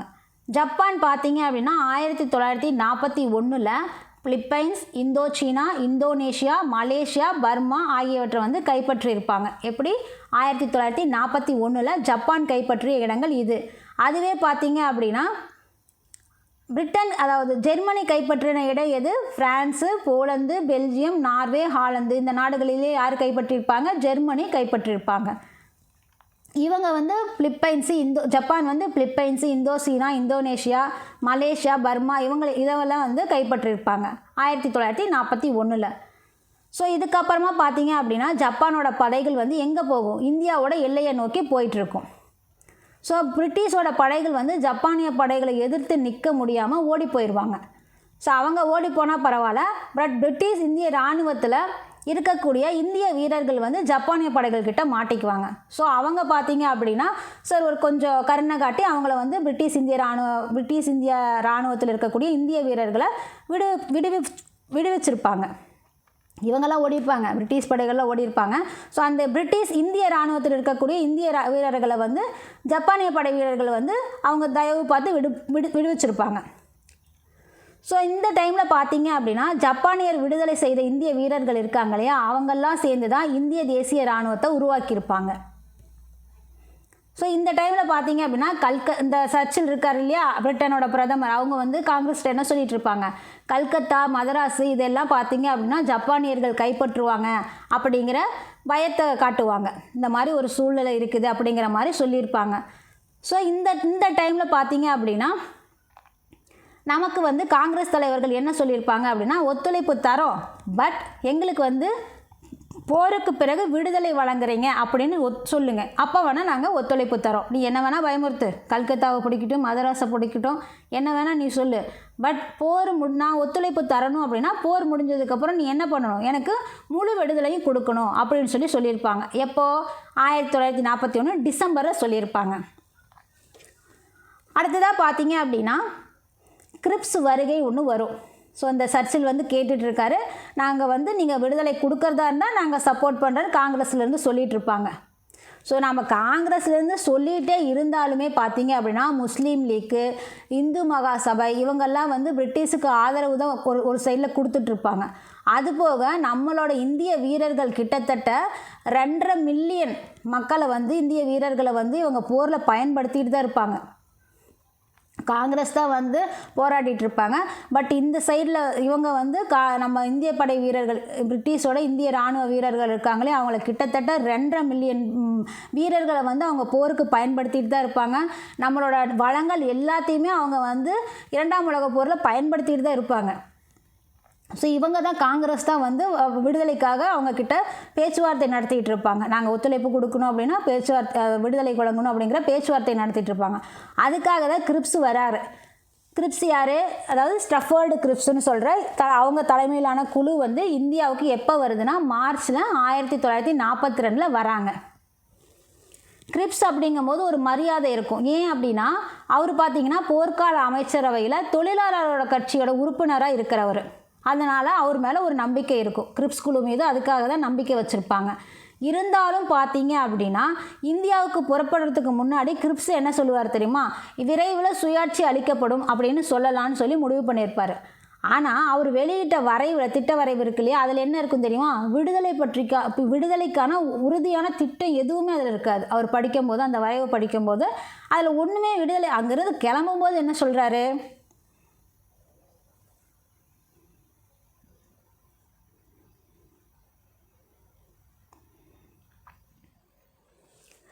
ஸோ அவர் இந்தியாவுக்கு கிளம்பும்போது என்ன சொல்கிறாரு? விரைவில் சுயாட்சி அளிக்கப்படும்னு சொல்கிறாரு. பட் அவரோட வரைவில் பார்த்தீங்க அப்படின்னா எந்த விடுதலை பற்றிய எந்த ஒரு உறுதியான திட்டமுமே அதில் இருக்காது. ஸோ அடுத்ததாக பார்த்தீங்க அப்படின்னா கிரிப்ஸோட முன்மொழிவு. ஸோ இந்தியாவுக்கு வராரு, அவரோட முன்மொழிவு என்ன அப்படின்னு பார்க்குறோம். ஸோ இவர் தான் ஸ்டஃபர்டு கிரிப்ஸ். எல்லாருக்குமே சர்பட்டம் கொடுத்துருவாங்க போல், இந்தாப்பா வச்சுக்கோன்னு சொல்லி. ஸோ கிரிப்ஸோட முன்மொழிவில் என்ன பார்க்க போகிறோம் அப்படின்னா, அதில் என்ன சொல்லியிருப்பாருன்னா, டொமினியன் அந்தஸ்தை போருக்கு பின்னாடி இந்தியாவுக்கு வழங்க வேண்டும் அப்படிங்கிற முன்மொழிகிறாரு. அரசியல் சாசன வரைவு குழு இருக்கு இல்லையா, அதில் என்ன சொல்கிறாரு அப்படின்னா, மாகாண சபைகளில் தேர்ந்தெடுக்கப்பட்ட உறுப்பினர்களையும் சுதேச அரசர்களால் நியமிக்கப்பட்டவர்களையும் அந்த அரசியல் சாசன வரைவு குழு கொண்டு இருக்க வேண்டும் அப்படின்னு கூறப்பட்டிருக்கு. இதெல்லாம் கிரிப்ஸோட முன்மொழியில் கூறப்பட்டிருக்கு. என்ன சொல்லியிருக்காரு, கிரிப்ஸ் டொமினியன் அந்தஸ்தை போருக்கு பின்னாடி இந்தியாவுக்கு வழங்கணும். அதாவது டொமினியன் அந்தஸ்து அப்படின்னா முழு சுதந்திரம் கிடையாது. நான் உள்நாட்டுக்குள்ளே என்ன வேணால் பண்ணிக்கலாம். ஆனால் அதாவது வெளியுறவு சம்மந்தமாக, அந்த வெளியுறவு அமைச்சகம் சம்மந்தமாக பார்த்தீங்க அப்படின்னா, இந்தியாவோட பாதுகாப்பு சம்மந்தமான விஷயங்கள்லாம் பார்த்தீங்கன்னா பிரிட்டன் கையில் தான் இருக்கும். உள்ளுக்குள்ளே இருக்கிற விஷயங்களெல்லாம் நமக்கு ஏற்ற சட்டம், நமக்கு ஏற்ற நிர்வாகம், இதையெல்லாம் பண்ணிக்கிறது தான் டொமினியன் அந்தஸ்துன்னு சொல்லுவோம். அதை தான் போருக்கு பின்னாடி இந்தியாவுக்கு வழங்குறதா சொல்லி கிரிப்ஸ் முன்மொழிஞ்சிருப்பார்.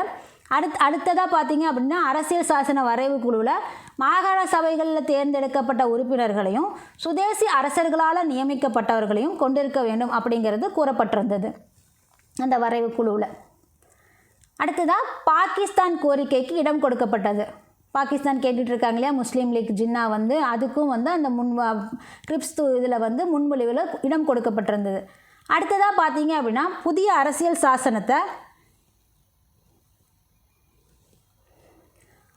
அரசியல் சாசனத்தை ஏற்க மறுக்கக்கூடிய மாகாணங்களாக இருக்கட்டும், அவங்க பார்த்தீங்க அப்படின்னா பிரிட்டிஷாரோட தனி ஒப்பந்தம் செஞ்சு தனி நிலையை கோரலாம். அவங்களுக்கு என்ன வேணும் அப்படிங்கிறத தனியாக கேட்கலாம். இவங்க கொடுக்குற அந்த விஷயங்கள்லாம் அவங்களுக்கு ஏற்றுக்க முடியல அப்படின்னா, எந்த மாகாணங்கள் ஏற்றுக்கலையோ அவங்க தனி ஒப்பந்தம் போட்டுக்கலாம் பிரிட்டிஷார் கூட. அவங்களுக்கு என்ன வேணும் அப்படிங்கிற மாதிரி அவங்க தனி ஒப்பந்தம் போட்டுக்கலான்னு சொல்லப்பட்டிருந்தது இந்த கிரிப்ஸ் முன்மொழிவில்.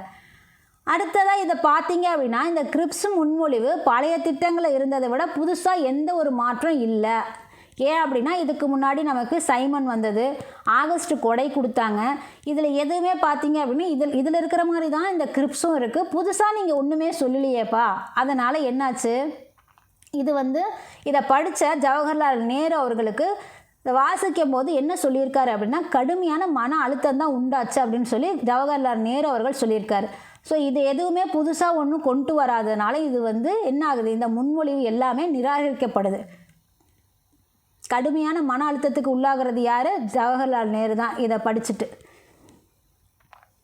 அடுத்ததாக இது நிராகரிக்கப்படுது.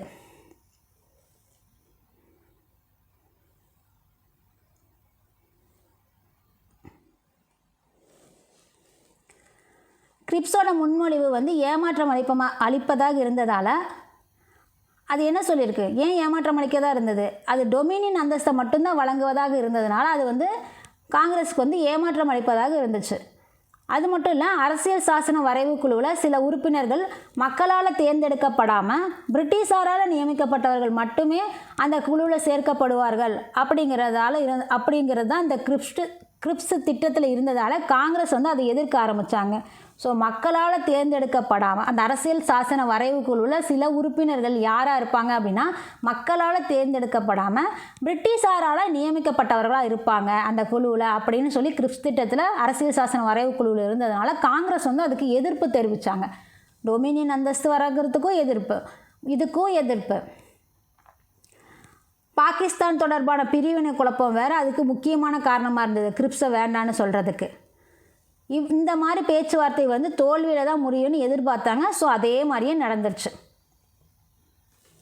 அடுத்ததாக பார்த்தீங்க அப்படின்னா, முத்து துறைமுகம் தாக்கப்பட்ட காலகட்டத்தில் காங்கிரஸ் எதிர்கொண்ட சவால்கள் பற்றி பார்க்க போகிறோம்.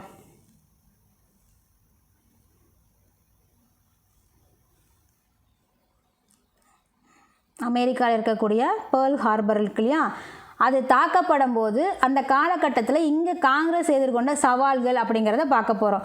ஸோ அந்த டைமில் பிரிட்டனோட பிரதமராக இருந்த சர்ச்சில் பார்த்தீங்க அப்படின்னா காந்தியடிகளை வெறுப்போடு தான் பார்த்தாரு. பிரிட்டிஷ் அரசு பார்த்தீங்க அப்படின்னா இந்தியாவுக்கு விடுதலை கொடுக்கறத பற்றி எந்த ஒரு உறுதியும் கொடுக்கல. சுபாஷ் சந்திர போஸ் பார்த்தீங்க அப்படின்னா அச்சு நாடுகளோட, அதாவது ஜெர்மனி, இத்தாலி, ஜப்பான் அவர்களோட இணைஞ்சு போராட்டத்தை நடத்தினது பார்த்தீங்க அப்படின்னா காங்கிரஸுக்கு பயங்கர அழுத்தத்தை கொடுத்தது. இங்கே பிரிட்டன் கிட்ட நம்ம விடுதலை கொடுக்கறதுக்காக கேட்டுட்ருக்கோம். இந்த டைமில் பார்த்தீங்க அப்படின்னா அவர் இங்கேருந்து தப்பிச்சு போய் அங்கே போய் ஜப்பானுக்கு போய் இவங்களுக்கு எதிராக பிரிட்டிஷுக்கு எதிராக படைகளை நடத்திட்டு இருப்பார். ஸோ அதனால் பார்த்தீங்க அப்படின்னா இங்கே காங்கிரஸுக்கு அது ஒரு புதிய ப்ரெஷராக இருக்கும். போஸ் ஜெர்மனியில் இருந்துக்கிட்டே ஆசாத் ஹிந்து ரேடியோ மூலயமா பார்த்தீங்க அப்படின்னா இந்திய மக்களை தொடர்பு கொண்டு பேசியிருப்பார். இந்த சூழலில் தான் பார்த்தீங்க அப்படின்னா காந்தி அவர்கள் வந்து வெள்ளையனே வெளியேறு இயக்கத்தையும் தொடங்கியிருப்பார். ஸோ இதுதான் பார்த்தீங்க அப்படின்னா முத்து துறைமுகம் தாக்கப்பட்ட காலத்தில் காங்கிரஸ் எதிர்கொண்ட சவால்கள்.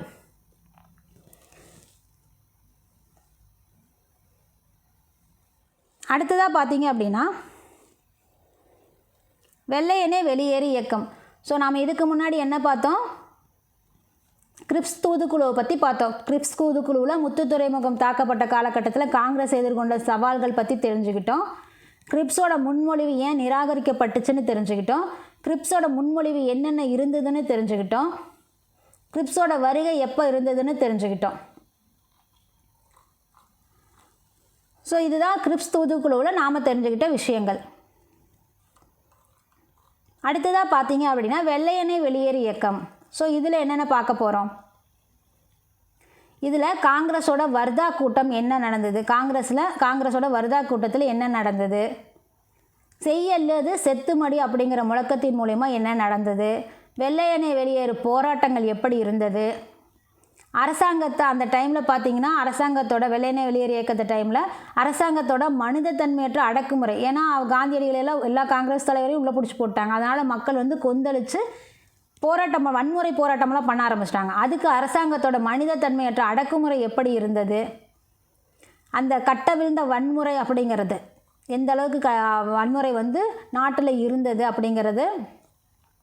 ஸோ இறுதியாக பார்த்தீங்க அப்படின்னா அந்த இயக்கத்தோட பரவலும் அதோட தீவிரமும் வெள்ளையனே வெளியேறு இயக்கத்தோட பரவல் இந்தியா ஃபுல்லாக எப்படி இருந்தது, அதோட தீவிரம் எப்படி இருந்தது, அதுக்கிடையில் பார்த்தீங்க அப்படின்னா ரகசிய வானொலி ஒளிபரப்பு, அதாவது சுபாஷ் சந்திர போஸ் இருக்கார் இல்லையா, ஸோ இது பார்த்திங்க அப்படின்னா ரகசிய வானொலி புரட்சியாளர்கள் பார்த்தீங்க அப்படின்னா பம்பாயில் ரகசிய வானொலி ஒளிபரப்பு மையத்தை ஆரம்பித்து அவங்க எப்படி வந்து மக்கள் இடத்துல இது பண்ணாங்க பேசினாங்க அப்படிங்கிறது. ஸோ காந்தியடிகளோட விடுதலை, வெள்ளையனே வெளியேறு இயக்கத்தில் உள்ளே போன அவர் வந்து வெளியே விடுறது, விடுதலை அடைகிறது. ஸோ இது எல்லாமே நம்ம வெள்ளையனே வெளியேறு இயக்கத்தில் தெரிஞ்சுக்க போகிற விஷயங்கள்.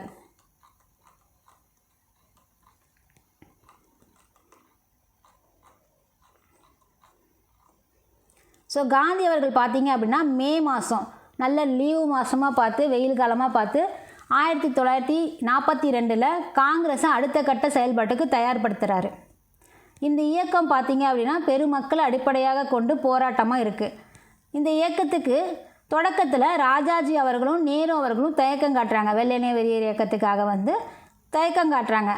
அந்த டைமில் போராட்டம் பண்ணுறதுக்கான உகந்த சூழலுமே நாட்டில் இருக்குது. ஏன் அப்படின்னா பொருட்களோட விலை வந்து பல மடங்கு அதிகரிச்சிருக்கு, உணவு தானியங்களுக்கு கடும் தட்டுப்பாடெல்லாம் இருக்குது.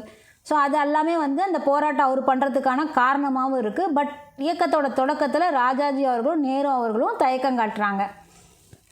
ஸோ காங்கிரஸோட வர்தா கூட்டம்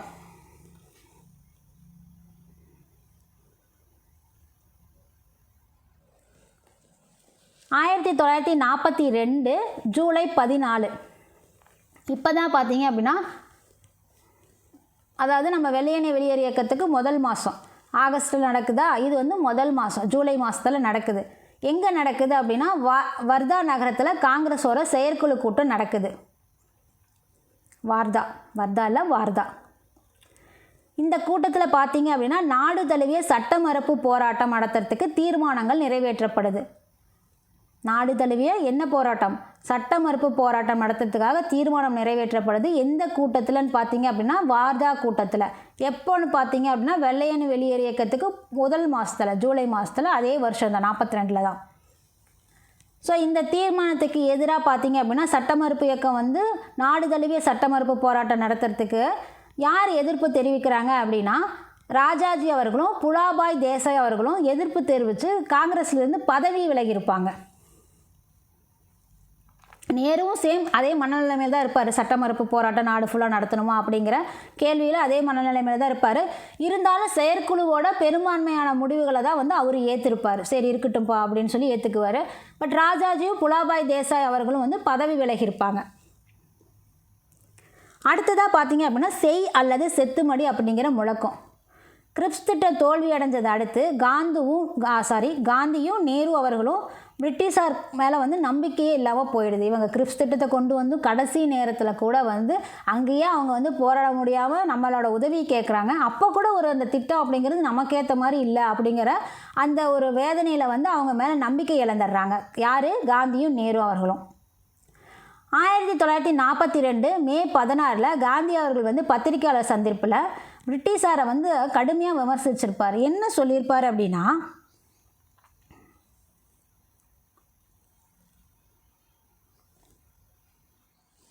இந்தியாவை கடவுளிடம் விட்டுவிடுங்கள், அது அதீதமான ஒன்றாக இருக்குமானால் அதை இயற்கையின் அராஜக போக்கில் கூட விட்டுவிடுங்கள்.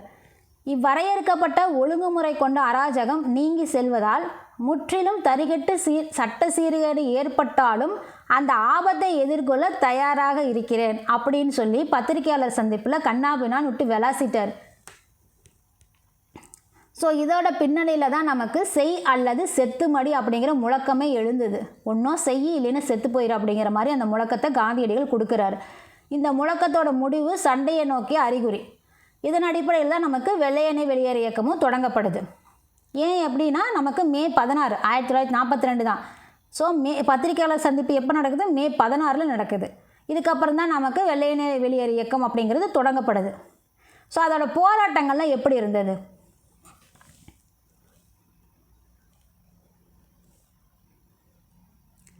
ஸோ வெள்ளையனே வெளியேறு இயக்கத்தோட போராட்டங்கள்லாம் எப்படி இருந்தது? 1942 ஆகஸ்ட் 9 பார்த்தீங்க அப்படின்னா காந்தி உட்பட அனைத்து முக்கிய காங்கிரஸ் தலைவர்களும் கைது செய்யப்படுறாங்க. இந்த வெள்ளையனே வெளியேறு இயக்கத்தை நடத்தக்கூடாது அப்படிங்கிறதுனால தான். எப்போ நடக்குது அந்த கைது நடவடிக்கைகள்லாம்? விடியறதுக்கு முன்னாடி அதிகாலையிலேயே நடக்குது. ஸோ இதனால் இந்திய மக்கள் வந்து உடனடியாக அதுக்கு பதில் கொடுக்குறாங்க. கடையடைப்பு போராட்டங்கள்லாம் செய்கிறாங்க. வெள்ளையனே வெளியேறு இயக்கத்தை செய்யக்கூடாதுன்னு காந்தியடிகள் உள்பட நிறைய காங்கிரஸ் தேசிய தலைவர்களை வந்து உள்ளே பிடிச்சி போட்டுறதுனால காந்தியடிகள், அதாவது இந்திய மக்களும் வந்து கொந்தளிச்சு போய் அதுக்கு பதிலடி கொடுக்கறதுக்காக கடையெடுப்பு போராட்டங்கள்லாம் ஈடுபடுறாங்க. பல இடங்களில் பார்த்தீங்க அப்படின்னா காவல்துறையோடு வன்முறையில் கூட மோதிக்கிறாங்க மக்கள். இந்தியா முழுசும் பார்த்தீங்க அப்படின்னா இதுக்காக அரெஸ்ட் பண்ணதுனால தொழிலாளர்களோட இந்தியா முழுசுமே வந்து தொழிலாளர்கள்லாம் வேலைநிறுத்த போராட்டத்தில் ஈடுபடுறாங்க. அதுலேயும் பார்த்தீங்க அப்படின்னா ஜாம்ஷெட்பூரில் டாடா எஃகு தொழிற்சாலையில் வேலைநிறுத்தம் நடக்குது. எப்போது? ஆகஸ்ட் 20 13 நாட்கள் நடக்குது. டாடா எஃகு தொழிற்சாலையில் வந்து 13 நாட்கள் வந்து வேலை நிறுத்தம் நடக்குது. தொழிற்சாலைகளில் வேலை நிறுத்தம் நடக்குது. ஆகஸ்ட் 20 நடக்குது. ஆகஸ்ட் 9 பிடிச்சி உள்ளே போட்டுடுறாங்க எல்லாத்தையும். ஆகஸ்ட் 20 பார்த்தீங்க அப்படின்னா தொழிற்சாலைகளில் வேலை நிறுத்தம் நடக்குது ஜாம்ஷெட்பூரில். இப்போ எத்தனை நாளைக்கு நடக்குதுன்னா 13 நாள் நடக்குது. அங்கே தான் 13 நாள் நடக்குதுன்னா அகமதாபாத்தோட தவிலி தொழிற்சாலை இருக்கு இல்லையா, அங்கே இருக்கிற ஊழியர்கள் வந்து 3 மாதத்துக்கும் மேலாக வேலை நிறுத்தத்தில் ஈடுபடுறாங்க காந்தியடிகள் மற்ற தலைவர்களை உள்ளே போட்டதுக்காக. அது மட்டும் இல்லை, இந்தியாவோட பெரும்பாலான தொழிற்சாலை நகரங்களில் வேலை நிறுத்தம் நடைபெற்றுச்சு அந்த டைமில். இப்படி தான் வந்து வெள்ளையனே வெளியேறு அவங்க அந்த போராட்டங்களில் இருந்தது நம்ம நாட்டில். ஸோ இதை அடக்கிறதுக்கு அரசாங்கம் பார்த்திங்க அப்படின்னா மனித தன்மையற்ற செயலை தான் செய்கிறாங்க. காலனி அரசு பார்த்திங்க அப்படின்னா அவங்க எந்த அடக்குமுறையை தான் மனித தன்மையோடு செஞ்சாங்க. இதை மட்டும் இப்படி செய்கிறதுக்கு காலனி அரசு பார்த்திங்க அப்படின்னா கடுமையான அடக்குமுறை உத்திகளை பயன்படுத்தியது. பல இடங்களில் வந்து துப்பாக்கி சூடு நடத்தினாங்க. மக்களோட எழுச்சி அடக்கிறதுக்காக இராணுவம் இருக்குல்லையா, அந்த 57 பெட்டாலியனை வந்து பயன்படுத்துகிறாங்க. எத்தனை பெட்டாலியன் பயன்படுத்துகிறாங்க மக்கள் அடக்கிறதுக்காக? இந்த வெள்ளையனே வெளியேறு இயக்கத்தில் அவங்கள அடக்கிறதுக்காக அந்த போராட்டத்தை கிட்டத்தட்ட 57 பெட்டாலியன் வந்து பயன்படுத்துகிறாங்க, இராணுவத்தை பயன்படுத்துகிறாங்க. சில இடங்களில் வந்து விமானப்படைகள் மூலயமாவும் மக்கள் வந்து கலைக்கப்படுறாங்க. லின்லித்கோ பிரபு இது எப்படி சொல்லியிருக்காரு? யார்கிட்ட? பிரிட்டனோட பிரதமர் சர்ச்சில் இருக்கார் இல்லையா, வின்சென்ட்டு, அவர்கிட்ட போய் இவர் என்ன சொல்லியிருக்காரு? இது பார்த்தீங்க அப்படின்னா இதுக்கு முன்னாடி 1857 இப்படி நடந்துச்சுப்பா, அதே மாதிரி இப்போ நடக்குது அப்படின்னு சொல்கிறாரு. ஏன்னா 57 புரட்சி நமக்கு நல்லா தெரியும். அதுக்கு முன்னாடி 1806 ஒரு புரட்சி நடந்தது, சிப்பாய் புரட்சி. ஸோ அதுக்கப்புறமா பார்த்தீங்க அப்படின்னா கொந்தளிச்சது இதுதான் அப்படிங்கிற மாதிரி சர்ச்சிலுக்கு சொல்கிறாரு லிம்கா சொல்கிறாரு. ஸோ அந்த எதிர்ப்பை வந்து உலகோட பார்வையில் மறைக்கணும், இல்லைன்னா நம்ம பேர் கெட்டு போயிடும் அப்படிங்கிறதுக்காக அப்படின்னு சொல்கிறாரு. முதல் கட்ட எதிர்ப்பு எப்படி இருந்தது அப்படின்னா, நகர்ப்புறங்களில் இருக்கக்கூடிய மாணவர்கள் தொழிலாளர்களாக தான் இந்த முதல் கட்ட எதிர்ப்பு அப்படிங்கிறது முன்னெடுக்கப்பட்டது. இரண்டாம் கட்டத்தில் பார்த்தீங்க அப்படின்னா கிராமப்புறங்களில் இருக்கக்கூடிய மக்களுக்கும் இது பரவியது. ஏப்ரல் டு ஆகஸ்ட் வரைக்கும் 1942 ஏப்ரல் டு ஆகஸ்ட் வரைக்கும் அந்த காலகட்டத்தில் உணவுப் பொருட்களோட விலை வந்து 60 புள்ளிகளாக உயர்ந்தது. ஸோ அரசாங்கத்தோட மனிதத்தன்மையற்ற அடக்குமுறை இப்படி தான் இருந்தது. ஸோ அவங்கள வந்து யார் எதிர்க்கிறாங்க அப்படின்னா, முதல் கட்ட எதிர்ப்பு வந்து நகர்ப்புறங்களில் இருக்கக்கூடிய மாணவர்கள் தொழிலாளர்களால் முன்னெடுக்கப்பட்டது. அப்படியே வந்து அந்த அதே தொடர்ந்து போய் கிராமப்புறங்களுக்கு அது பரவி இருக்குது. ஸோ அந்த ஏப்ரல் டு ஆகஸ்ட்டில் 1942 பார்த்திங்கன்னா உணவுப் பொருட்களோட விலையும் பார்த்திங்கன்னா 60 புள்ளிகளாக உயர்ந்திருக்கு. விலை உயர்வும் வாழ்வாதார குறையும் பார்த்திங்கன்னா மக்களோட எழுச்சிக்கு காரணமாக இருக்குது. காங்கிரஸ்க்கு பார்த்திங்க அப்படின்னா காங்கிரஸ்குள்ளே இருந்த சோசலிசவாதிகள் காவல்துறையினரை ஆகஸ்ட் 9 நடவடிக்கையில் சிக்காமல் கிராமப்புறங்களுக்கு தலைமறைவாக இருந்து கிராமத்து இளைஞர்களை கொரில்லா நடவடிக்கை மூலமா ஒருங்கிணைச்சாங்க. யார் அந்த அடக்குமுறையை மனிதத்தன்மையற்ற அடக்குமுறையிலிருந்து காங்கிரஸ்குள்ளே இருந்த சோசலிசவாதிகள் பார்த்திங்க அப்படின்னா அவங்க கைக்கு காவல்துறைக்கு ஆகஸ்ட் 9 அரெஸ்ட் பண்ணும்போது அவங்க கைக்கு சிக்காமல் கிராமப்புறங்களெல்லாம் தலைமறைவாக இருந்து கிராமத்தில் இளைஞர்களில் ஒன்றிணைச்சு கொரில்லா நடவடிக்கை. ஸோ நம்ம வந்து இவர் தீரன் சின்னமலை அதுதானே ஃபாலோ பண்ணியிருப்பார். ஸோ அந்த நடவடிக்கை மூலமா ஒருங்கிணைச்சாங்க இளைஞர்களை. ஸோ கட்டவிழ்ந்த வன்முறை.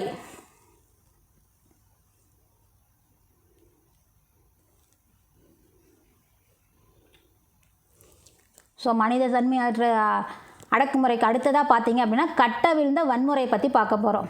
ஸோ இந்த வன்முறை நடவடிக்கைகள் பார்த்தீங்க அப்படின்னா 1942 செப்டம்பரில் நடக்குது. என்ன பண்ணுறாங்க மக்கள் இவங்களுக்கு எதிராக? தந்தி கம்பிகள், அவங்க கொண்டு வந்த தந்தி கம்பிகளாகட்டும், ரயில் நிலையங்களாகட்டும், ரயில் பாதைகளாகட்டும், அரசு அலுவலகங்களாகட்டும் எல்லாத்தையும் போட்டு துவம்சம் பண்ணுறாங்க. ஸோ இந்த வன்முறை பார்த்தீங்க அப்படின்னா பீகார், மகாராஷ்டிரா, வங்காளம், கிழக்கு ஒருங்கிணைந்த மாகாணங்களில் ரொம்ப தீவிரமாக இருக்குது. புரட்சியாளர்கள் பார்த்தீங்க அப்படின்னா தங்களோட கட்டுப்பாட்டுக்குள்ளே இருந்த பகுதிகளில் தேசியவாத அரசை நிறுவி விட்டதாகவே பறைசாற்றிக்கிட்டாங்க.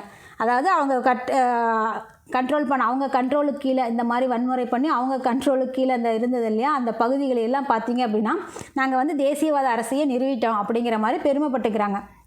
ஸோ இதுக்கு ஒரு உதாரணமாக என்னத்தை சொல்கிறாங்க அப்படின்னா, வங்காளத்தில் இருக்கக்கூடிய மிட்னாப்பூர் அந்த மாவட்டத்தில் செப்டம்பர் 1944 வரைக்குமே தம்லுக் ஜாட்டியா சர்க்கார் அப்படிங்கிற இடைக்கால அரசு வந்து அமைக்கப்பட்டது இவங்களால். என்ன இடத்துல? வங்காளத்தில் இருக்கக்கூடிய மிட்னாப்பூர் மாவட்டத்தில். எப்போ? 1944 செப்டம்பரில். 42லேயே வந்து உள்ளே போயிட்டாங்க. 44 பார்த்தீங்க அப்படின்னா தம்லுக் ஜாட்டியா சர்க்கார் அங்கே வந்து இடைக்கால அரசு அமைக்கப்பட்டதை வந்து அவங்க பெருமையாக சொல்லிக்கிறாங்க, தேசியவாத அரசை நிறுவிட்டோம் அப்படின்னு சொல்லி. அது மட்டும் இல்லை, மகாராஷ்டிராவோட சத்தாரா இங்கேயும் பார்த்திங்கன்னா இணை அரசாங்கம் நடக்குது. ஸோ இந்த சதாராவை பற்றி நம்ம எங்கேயும் கேள்விப்பட்டிருப்போம். என்னென்னு கேள்விப்பட்டிருப்போம்? வாரிசு இழப்பு கொள்கை டல்ஹௌசி பிரபுவால் கொண்டு வரப்பட்டது இல்லையா, அதன் மூலிமா முதல்ல போன பகுதி எது? சதாரா தான் உள்ளே போச்சு. ஸோ சோசலிசவாதிகளாக இருக்கக்கூடிய ஜெயபிரகாஷ் நாராயண், அச்சு பட்வர்தன்,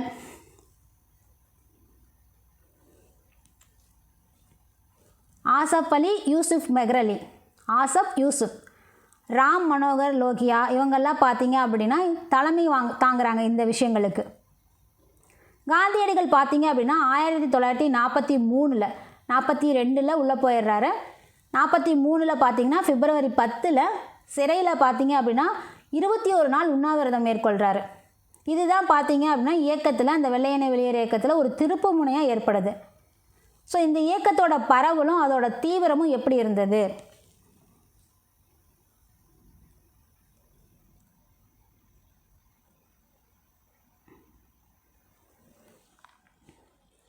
ஆயிரத்தி 1943 இறுதியில் பார்த்தீங்கன்னா இயக்கத்தோட தொடர்புடைய இந்த இயக்கத்தின் மூலயமா இதை தொடர்பு படுத்தி கைதானவர்களோட எண்ணிக்கை மட்டும் 91,836. எப்போது? 1943 இறுதியில் இந்த இயக்கத்துக்காக, வெள்ளையனே வெளியேறு இயக்கத்துக்காக அது சம்மந்தமாக கைதானவர்களோட எண்ணிக்கை மட்டும் 91,836. அதில் காவல்துறையோட துப்பாக்கி சூட்டில் வந்து உயிரிழந்தோர் மட்டும் 1060 பேர். 208 காவல் கண்காணிப்பு நிலையங்கள் வந்து முற்றிலுமாக சேதமடையுது மக்களால். அது போக 332 ரயில்வே நிலையங்கள், 945 அஞ்சல் அலுவலகங்கள் இதெல்லாமே மக்களால் சேதப்படுத்தப்படுது. இந்த டைமில் பார்த்தீங்க அப்படின்னா ஒரு 205 காவல்துறை வீரர்கள் வந்து புரட்சியாளர்களோட கைகோர்க்குறாங்க. அடுத்ததாக பார்த்தீங்க அப்படின்னா அந்த டைமில் ஆசம் கரீன் அந்த பகுதியோட ஆட்சியராக இருக்கக்கூடிய ஆர்ஹெச் நிஃப்லெட், ஆசம் கரீன் அப்படிங்கிற அந்த பகுதியோட ஆட்சியராக இருக்கக்கூடிய ஆர்ஹெச் நிஃப்லெட் வந்து நடவடிக்கை எடுக்கிறதுக்கு தவறியதால் பணி நீக்கம் செய்யப்படுறாரு. ஸோ இந்த மாதிரி கலவரத்தை அடக்கிறதுக்காக அவர் இந்த நடவடிக்கை எடுக்காமல் இருந்ததால் தவறி போனதுனால அவரை வந்து பணி நீக்கம் செய்கிறாங்க. அவர் வந்து அவரோட டைரியில் என்ன சொல்லியிருக்காரு அப்படின்னா இதை பற்றி, பிரிட்டிஷார் காவல்துறையினரின் மூலமாக பல கிராமங்களை தீக்கிரையாக்கியதோடு பல மைல்களுக்கு தீய பரவ விட்டு வெள்ளை பயங்கரம் அப்படிங்கிறத அரங்கேற்றி அடக்குமுறையே ஆட்சி முறை அப்படிங்கிற அளவுக்கு அந்த காலகட்டத்தில் நடந்துக்கிட்டாங்க அப்படிங்கிறத பார்க்க முடியுதுன்னு சொல்லி யார் சொல்லியிருக்காங்க? நிஃப்லெட் அவர்கள் சொல்லியிருக்காங்க. அவர் யாராக இருந்தார்? பிரிட்டிஷ் ஆட்சியில் ஆட்சியராக இருந்தார். ஆசம்கரோட பகுதியோட ஆட்சியராக இருந்தார். அவரோட டைரியில் தான் இப்படி சொல்லியிருக்காரு. ரொம்ப மோசமாக நடந்துக்கிட்டதை பற்றி அவர் சொல்லியிருக்காரு. அது மட்டும் இல்லை, ஒரு கிராமத்தோட பொது சொத்துக்கு மக்களால் சேதம் ஏற்பட்டிருந்தது அப்படின்னா அதை வந்து அந்த கிராமத்திலிருந்து அபராதமாக வசூலிக்கப்பட்டது அப்படிங்கிறதையும் சொல்லியிருக்காரு. பிரிட்டிஷாரின் அடக்குமுறையிலேயே இயக்கத்தோட பரவலும் தீவிரமும் எப்படி இருந்தது அப்படிங்கிறத தெரிஞ்சுக்க முடியும் அப்படிங்கிற மாதிரி நம்ம பார்க்குறோம். அடுத்ததாக ரகசிய வானொலி ஒலிபரப்பு.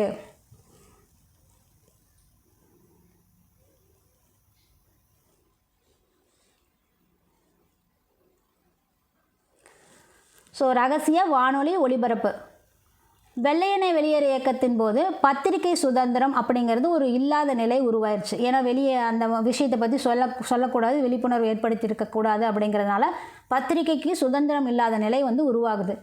புரட்சியாளர்கள் பார்த்தீங்க அப்படின்னா பம்பாயில் ரகசிய வானொலி ஒலிபரப்பு மையத்தை அமைக்கிறாங்க. பத்திரிகை மூலமா சொல்ல முடியல, அப்புறம் எப்படி மக்கள்கிட்ட சொல்கிறது? சரி, அதனால தான் வந்து புரட்சியாளர்கள் வந்து பம்பாயில் ரகசிய வானொலி ஒலிபரப்பை அமைக்கிறாங்க. ஒலிபரப்போட இடம் பார்த்தீங்க அப்படின்னா மாற்றப்பட்டு நகரத்தோட பல பகுதிகளிலிருந்து செயல்படுச்சு. எல்லா பக்கத்துலேயும் கேட்கணும், விஷயம் தெரிஞ்சுக்கணும் அப்படிங்கிறதுக்காக அந்த இடம் வந்து மாற்றப்பட்டு நகரத்தோட பல பகுதிகளிலிருந்து செயல்பட ஆரம்பிச்சுது. ஸோ இந்த ரகசிய வானொலிக்கு வித்திட்டவர் யார் அப்படின்னா உஷா மேத்தா தான். அந்த ஒலிபரப்புகள் வந்து மதராஸ் வரைக்கும் கேட்கப்பட்டுச்சு. வெள்ளையனே வெளியேறு இயக்கம் பார்த்தீங்க அப்படின்னா காலனி ஆட்சிக்கு பேரிடியாக இருந்துச்சு. எவ்வளோ அந்த 1857க்கு அப்புறம் எவ்வளோ பெரிய புரட்சி நடந்தது இல்லையா, அதனால் அவங்களுக்கு அது ஒரு பேரிடியாக இருந்தது. காங்கிரஸ், சோசலிசவாதிகள், ஃபார்வர்ட் பிளாக் ஆகியோரோட பங்களிப்பும் இதில் அதிகமாக இருந்துச்சு. மக்களோட பேராதரவும் ஒற்றுமையும் தான் இந்த இயக்கத்தோட முழு பலம்.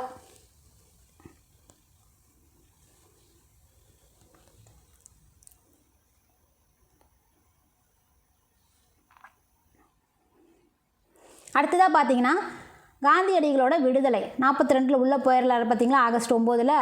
ஸோ உடல் அங்கே வேறு வந்து உண்ணாவிரதம் வேறு இருப்பார் 21 நாள்.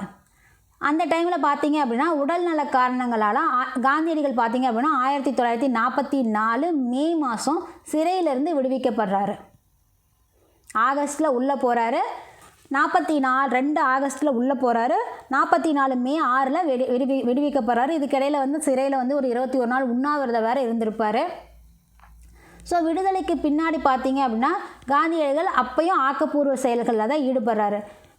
மற்றவங்களாம் உள்ளே இருக்கிறதுனால பொதுவெளிக்கு வராமலேயே தனது பணியை தொடங்குறாரு. வெள்ளையனே வெளியேறு இயக்கத்தினால ஏற்பட்ட தடையை காங்கிரஸ் வந்து சமாளிக்கிறாங்க. அடுத்ததாக பார்த்தீங்க அப்படின்னா லின்லித்கோ பிரபுவுக்கு அக்டோபர் 1943 அரச பிரதிநிதி பதவி ஏற்ற, அதாவது லின்லித்கோ பிரபுவுக்கு பின்னாடி இவர் வந்து 1939 இருந்து தான் அனௌன்ஸ் பண்ணியிருப்பார் இந்தியாவும் கலந்துக்கிறாங்கன்னு. ஸோ இவர் பார்த்தீங்க அப்படின்னா அவருக்கு பின்னாடி அக்டோபர் 1943 அரச பிரதிநிதி பதவி ஏற்ற ஆர்கிபால்டு வேவல் பிரபு அடுத்த கட்ட பேச்சுவார்த்தைக்கான முயற்சியை தொடங்குறாரு. ஸோ அவருக்கு அடுத்தது லின்லித்கோவுக்கு அடுத்தது யார் அரச பிரதிநிதியாக வராங்க? 43 வராங்க. 39 அவர் தான் இருக்கிறாரு. 43 வரைக்கும் அவர் தான் இருக்கிறாரு. 43 அக்டோபரில் தான் பார்த்தீங்க அப்படின்னா வேற ஒரு அரச பிரதிநிதி உள்ளே வராரு. அவர் தான் வேவல் பிரபு. ஸோ இவரை தொடர்ந்து வரவர் தான் பார்த்தீங்க அப்படின்னா மவுண்ட் பேட்டன். அவர் தான் வந்து இந்தியாவை பாகிஸ்தான் பிரித்து கொடுக்கறது, இந்தியாவுக்கு அதிகாரத்தை கொடுக்கறது, அந்த விஷயத்துக்காக அவர் நியமிக்கப்பட்டிருப்பார். ஸோ இப்போ பார்த்தீங்க அப்படின்னா அரச பிரதிநிதி அடுத்த பேச்சுவார்த்தைக்காக வராரு. யார்? வேவல் பிரபு. ஸோ இதன் மூலியம் நமக்கு என்ன தெரியுது? பிரிட்டிஷாருக்கு பேச்சுவார்த்தை தவிர வேறு வழியே இல்லை அப்படிங்கிறது தெரியுது. அடுத்ததாக பார்த்தீங்க அப்படின்னா நேதாஜி சுபாஷ் சந்திர போஸும் இந்திய தேசிய இராணுவமும் வெள்ளையனே வெளியேறு இயக்கத்தை பற்றி தெரிஞ்சுக்கிட்டோம். என்ன நடந்தது? கடைசியாக வந்து லின்லித்கோ பிரபு போய் வேவல் பிரபு வந்துடுறாரு பேச்சுவார்த்தைக்கு. காந்தியடிகள் உள்ளே போய் வெளியும் வந்துடுறாரு. அதில் வந்து 21 நாள் உண்ணாவிரதம் வேறு இருக்கிறாரு. ஸோ இப்போ நம்ம நேதாஜி அவர்களை பற்றி பார்க்க போகிறோம். பிரிட்டிஷ் பேரரசிற்கு உட்பட்ட மலேயா, பர்மா போன்ற தென்கிழக்கு ஆசிய நாடுகளில் ஒரு பெரும் இந்திய படை வந்து நிறுத்தப்பட்டது. எங்கே நிறுத்தப்பட்டுச்சு? பிரிட்டிஷ் பேரரசிற்கு உட்பட்ட மலேயா, பர்மா போன்ற தென்கிழக்கு ஆசிய நாடுகளில் ஒரு பெரும் இந்திய படை நிறுத்தப்பட்டது. இந்த படைகளால் பார்த்தீங்க அப்படின்னா ஜப்பானிய படைகளுக்கு ஈடு கொடுத்து நிற்க முடியவில்லை. பிரிட்டிஷ் இந்திய படைகளோட அதிகாரிகள் பார்த்தீங்க அப்படின்னா அவர்களுக்கு கீழே இருந்த படை வீரர்களை போர்க்கைதிகளாக விட்டுட்டு ஓட்டம் பிடிச்சிட்டாங்க. ஜப்பான் வந்துருச்சு. ஜப்பான் முன்னாடி பிரிட்டிஷால் நிற்க முடியல. ஸோ பிரிட்டிஷோட படைகளில் ஓட்டம் போட்டாங்க. யாரை நிறுத்திட்டு ஓட்டம் போட்டாங்க? இந்திய படைகளோட இந்திய படைகளை பிரிட்டிஷார்கிட்ட இருக்கக்கூடிய இந்திய போர் வீரர்களை வந்து போர்க்கைதிகளை விட்டுட்டு ஓட்டம் முடிச்சிட்டாங்க. மலேயாவில் இவ்வாறு கைவிடப்பட்ட பிரிட்டிஷ் இந்திய இராணுவத்தின் அதிகாரியான கேப்டன் மோகன் சிங் எந்த மாதிரி கைவிடப்படுறாங்க? இவங்க விட்டுட்டு போனதுனால கைவிடப்பட்ட பிரிட்டிஷ் இந்திய இராணுவத்தோட அதிகாரியாக இருக்கக்கூடிய கேப்டன் மோகன் சிங் எங்கே? மலேயாவில் இந்த மாதிரி விட்டுட்டு போன போது அவர் என்ன பண்ணிட்டார் அப்படின்னா ஜப்பானியர்கள்கிட்ட உதவி கேட்குறாரு. ஸோ அவர் கேட்கும்போது அவங்களுக்கு ஜப்பானுக்கு பார்த்திங்கன்னா அது ஒரு நல்ல வாய்ப்பாக பார்க்குறாங்க. ஏன் அப்படின்னா ஜப்பான் பார்த்திங்க அப்படின்னா சீனாவில் தனது காலனியை தனது காலனியை அவங்களோட ஆட்சியை சீனாவில் நிறுத்துறதுக்கு முனைந்தாலே ஒழிய இந்தியாவை வந்து அவங்க பெரிதாக பொருட்படுத்தலை. அதனால் அந்த உதவி கேட்கும்போது அவங்க இந்த மாதிரி ஒரு வாய்ப்பை அதில் பார்க்குறாங்க. ஸோ அதனால் நமக்கு கேப்டன் மோகன் சிங் அவர்கள் வந்து ஜப்பானியர்களோட உதவியோட ஐஎன்ஏவை உருவாக்குறாரு. இந்திய தேசிய இராணுவம் தான் ஐஎன்ஏன்னு சொல்லுவோம்.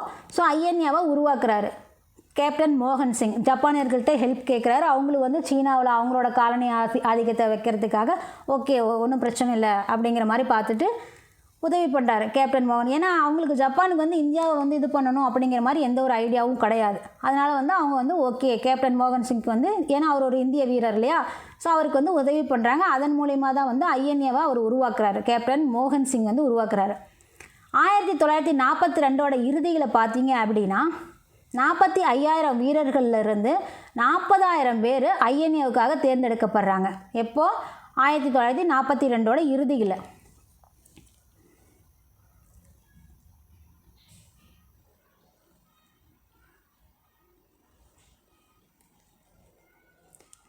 ஸோ ஐஎன்ஏ அதிகாரிகள் பார்த்தீங்க அப்படின்னா காங்கிரஸோட அழைப்பு எதுவும் இல்லாமல் இந்தியாவை நோக்கி படையை நகர்த்த மாட்டோம் அப்படிங்கிற அந்த ஒரு முடிவில் இருக்காங்க. 1943 ஜூலை 2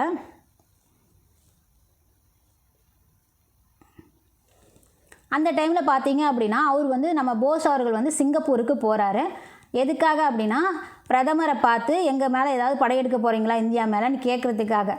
ஸோ 1943 எப்போ போகிறாரு? ஜூலை 2 போகிறாரு. சிங்கப்பூருக்கு போகிறாரு. அங்கேருந்து டோக்கியோவுக்கு போகிறாரு. டோக்கியோவிலேருந்து ஜப்பானோட பிரதமர் யார்? டோஜோ. ஸோ ஜோ ஜப்பானோட பிரதமர் டோஜோ.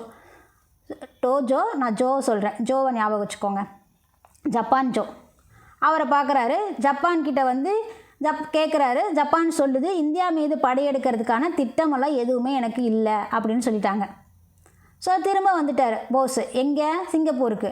எப்போது? 1943 அக்டோபர் 21 சிங்கப்பூருக்கே மறுபடியும் வந்துடுறாரு. வந்து அங்கே என்ன பண்ணுறாரு அப்படின்னா தற்காலிக அரசை ஒன்று நிறுவுறாரு. இந்த தற்காலிக அரசு வந்து பிரிட்டன் மற்றும் நேச நாடுகளுக்கு எதிராக போர் அறிவித்தது. ஏன் அப்படின்னா அவர் அச்சு நாடுக்கு சப்போர்ட் பண்ணுறவர் தான் நம்ம போஸ் அவர்கள். அதனால் தற்காலிக அரசின் மூலயமா என்ன பண்ணுறாரு? 1943 அக்டோபர் 21 தான் அவர் தற்காலிக அரசை நிறுவுறாரு. சிங்கப்பூருக்கு திரும்பின போஸ். அதன் மூலியமாக பிரிட்டன் மற்றும் நேச நாடுகளுக்கு எதிராக போர் அறிவிக்கிறார். இதுக்கு வந்து அச்சு நாடுகளும் வந்து தற்காலிகமாக அந்த தற்காலிக அரசை வந்து அச்சு நாடுகளும் அங்கீகாரம் கொடுக்குறாங்க. அடுத்ததாக பார்த்தீங்க அப்படின்னா போஸும் இந்திய தேசிய இராணுவமும். ஸோ போஸ் பார்த்தீங்க அப்படின்னா ஐஎன்ஏவில் சாதாரண மக்களை கூட அவங்க இராணுவத்தில் தான் இருந்திருக்கணும் அப்படிங்கிறதெல்லாம் கிடையாது. சாதாரண மக்களை கூட அந்த இந்திய தேசிய இராணுவத்தில் சேர்த்துக்கிறாரு. பெண்களுக்கான படையோட பேர் ராணி ஜான்சி படை. இந்த ராணி ஜான்சி படைக்கு யார் தலைமை தாங்குறாங்க அப்படின்னா டாக்டர் லட்சுமி சாகல்.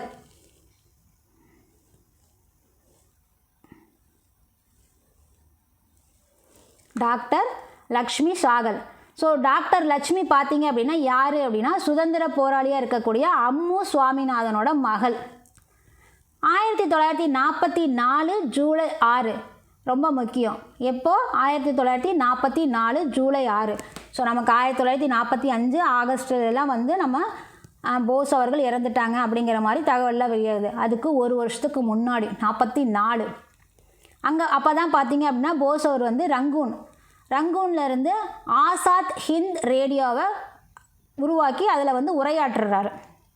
ரங்கூன்லேருந்து ஆசாத் ஹிந்த் ரேடியோ மூலிமா வந்து உரையாற்றுறாரு.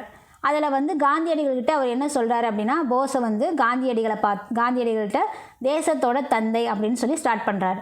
ஸோ இந்தியாவோட இறுதி விடுதலை போருக்கு காந்தியடிகளோட ஆசீர்வாதத்தையும் கேட்குறாரு.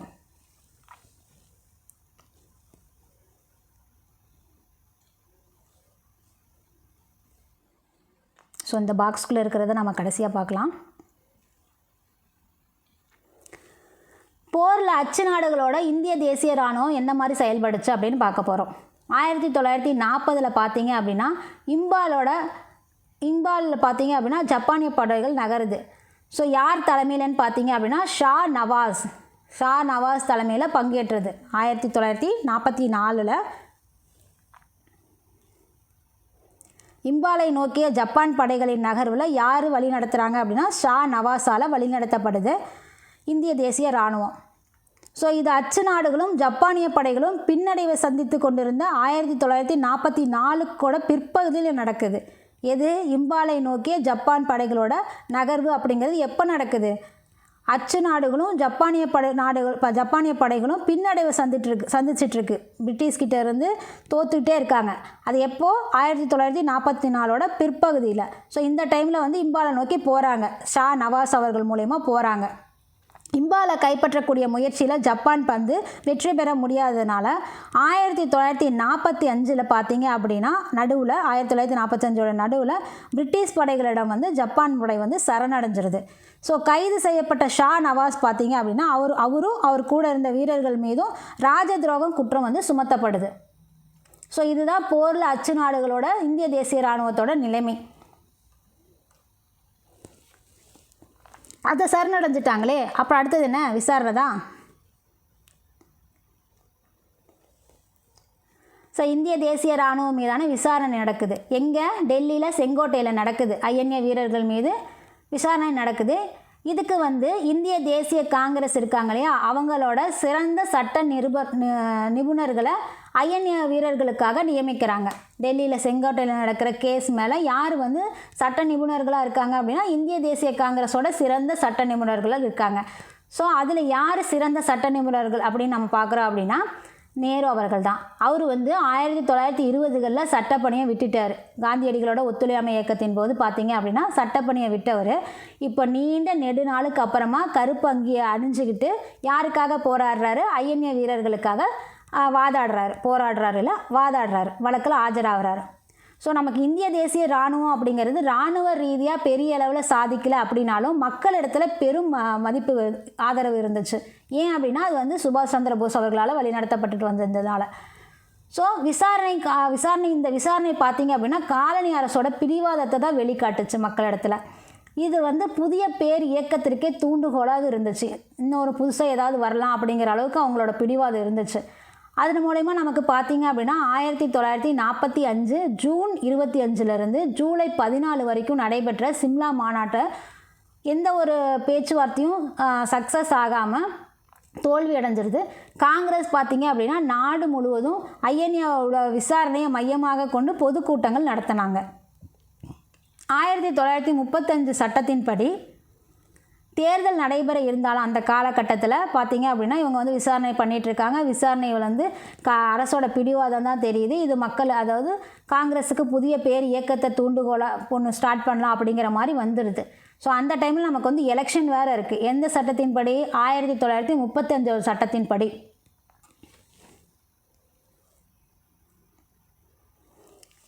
ஸோ இந்திய தேசிய காங்கிரஸ் பார்த்திங்க அப்படின்னா 1945 ஜூன் 25 முதல் ஜூலை 14 வரைக்கும் நடைபெற்ற சிம்லா மாநாட்டில் எந்த வித முன்னேற்றமும் ஏற்படாததை அடுத்து நேரடியாக மக்களை திரட்டக்கூடிய நாடு முழுவதும் பொதுக்கூட்டங்களை நடத்துகிறாங்க. அதில் தான் பார்த்திங்க அப்படின்னா அந்த பொதுக்கூட்டங்கள் நடத்திட்டு இருந்த டைம் பார்த்திங்க அப்படின்னா 1935 சட்டத்தின்படி தேர்தல் நடைபெற இருக்குது. ஸோ இந்த கூட்டங்களை ஓட்டு கேட்கறதை காட்டிலும் மக்கள்கிட்ட என்ன கேட்குறாங்க அப்படின்னா அந்த எப்படி இருக்குதுன்னா அந்த விசாரணை இருக்கு இல்லையா, அந்த ஐஎன்ஏவோட விசாரணை அதை பற்றி தான் பேசுகிறாங்க. ஸோ ஐஎன்ஏ வீரர்களாக இருக்கக்கூடிய ஷா நவாஸ்கான் இவர் தானே வழி நடத்திட்டு போகிறாரு. So Shah Nawaz Khan, PK Sahgal, GS Dhillon, so இவங்க 3 பேர் தான் அவர். So Shah Nawaz Khan, PK Sahgal, GS Dhillon இவங்கெல்லாம் வந்து தனியாக விசாரிக்கிறாங்க. இவங்கெல்லாம் ஐஎன்ஏவோட வீரர்கள். இவங்களெல்லாம் கூப்பிட்டு தனியாக விசாரிக்கிறாங்க.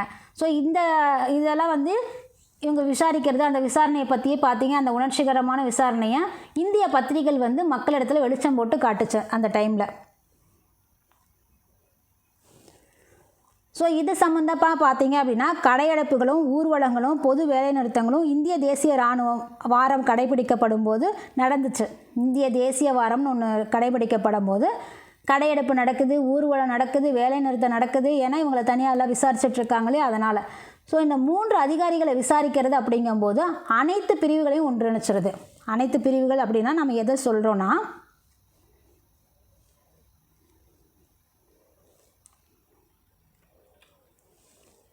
யாரை சொல்கிறேன்னா இந்த முஸ்லீம் லீக் இருக்காங்களே அவங்க, சிரோமணி அகாலி தளம், இந்து மகாசபை, இவங்க எல்லாமே வந்து இந்த எதிர்ப்பு கூட்டங்களில் பங்கேற்கிறாங்க. இந்த 3 அதிகாரிகளை விசாரிக்கிறதுனால அனைத்து பிரிவுகளும் ஒன்று சேர்ந்துருச்சு.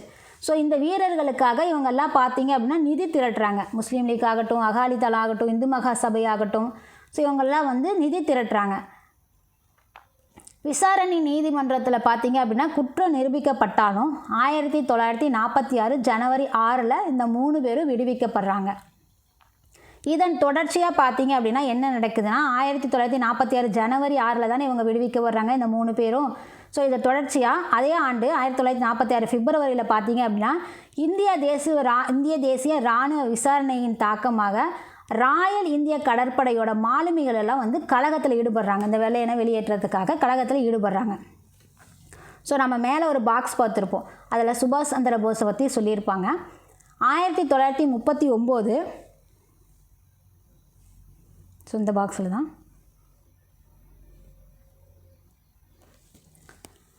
1939 ஆகஸ்ட்டில் அனைத்து பதவிகளிலிருந்தும் சுபாஷ் சந்திர போஸ் அவர்கள் வந்து நீக்கப்படுவார். அதுக்காக தனக்கு ஆதரவு திரட்டி இந்தியா முழுவதும் சுற்றுப்பயணம் மேற்கொள்ளுவார். அந்த டைமில் பார்த்தீங்க அப்படின்னா 1940 ஜூலை 3 பார்த்தீங்க அப்படின்னா இந்திய பாதுகாப்பு சட்டத்தின் கீழே போஸ் வந்து கைது செய்யப்படுவார். அவருக்கான வெள்ளையர்களை எதிர்த்து அவருக்கு ஆதரவு கொடுக்கறதுக்காக இந்தியா முழுவதும் சுற்றுப்பயணம் செய்கிறார் இல்லையா, அதுக்காக இந்திய பாதுகாப்பு சட்டம் அதன் கீழே பார்த்தீங்க அப்படின்னா 1940 ஜூலை 3 இதில் வந்து கைது செய்யப்படுறாரு. அச்சு நாடுகளோடு கைகோர்ப்பதன் மூலமா இந்தியா சுதந்திரம் பெற முடியும் அப்படிங்கிற சிந்தனையை அவர் யோசிக்கிறார். அதனால் இந்த ஜெயிலில் இருக்கும்போது என்ன பண்ணுறாரு அப்படின்னா போராட்டமெல்லாம், அதாவது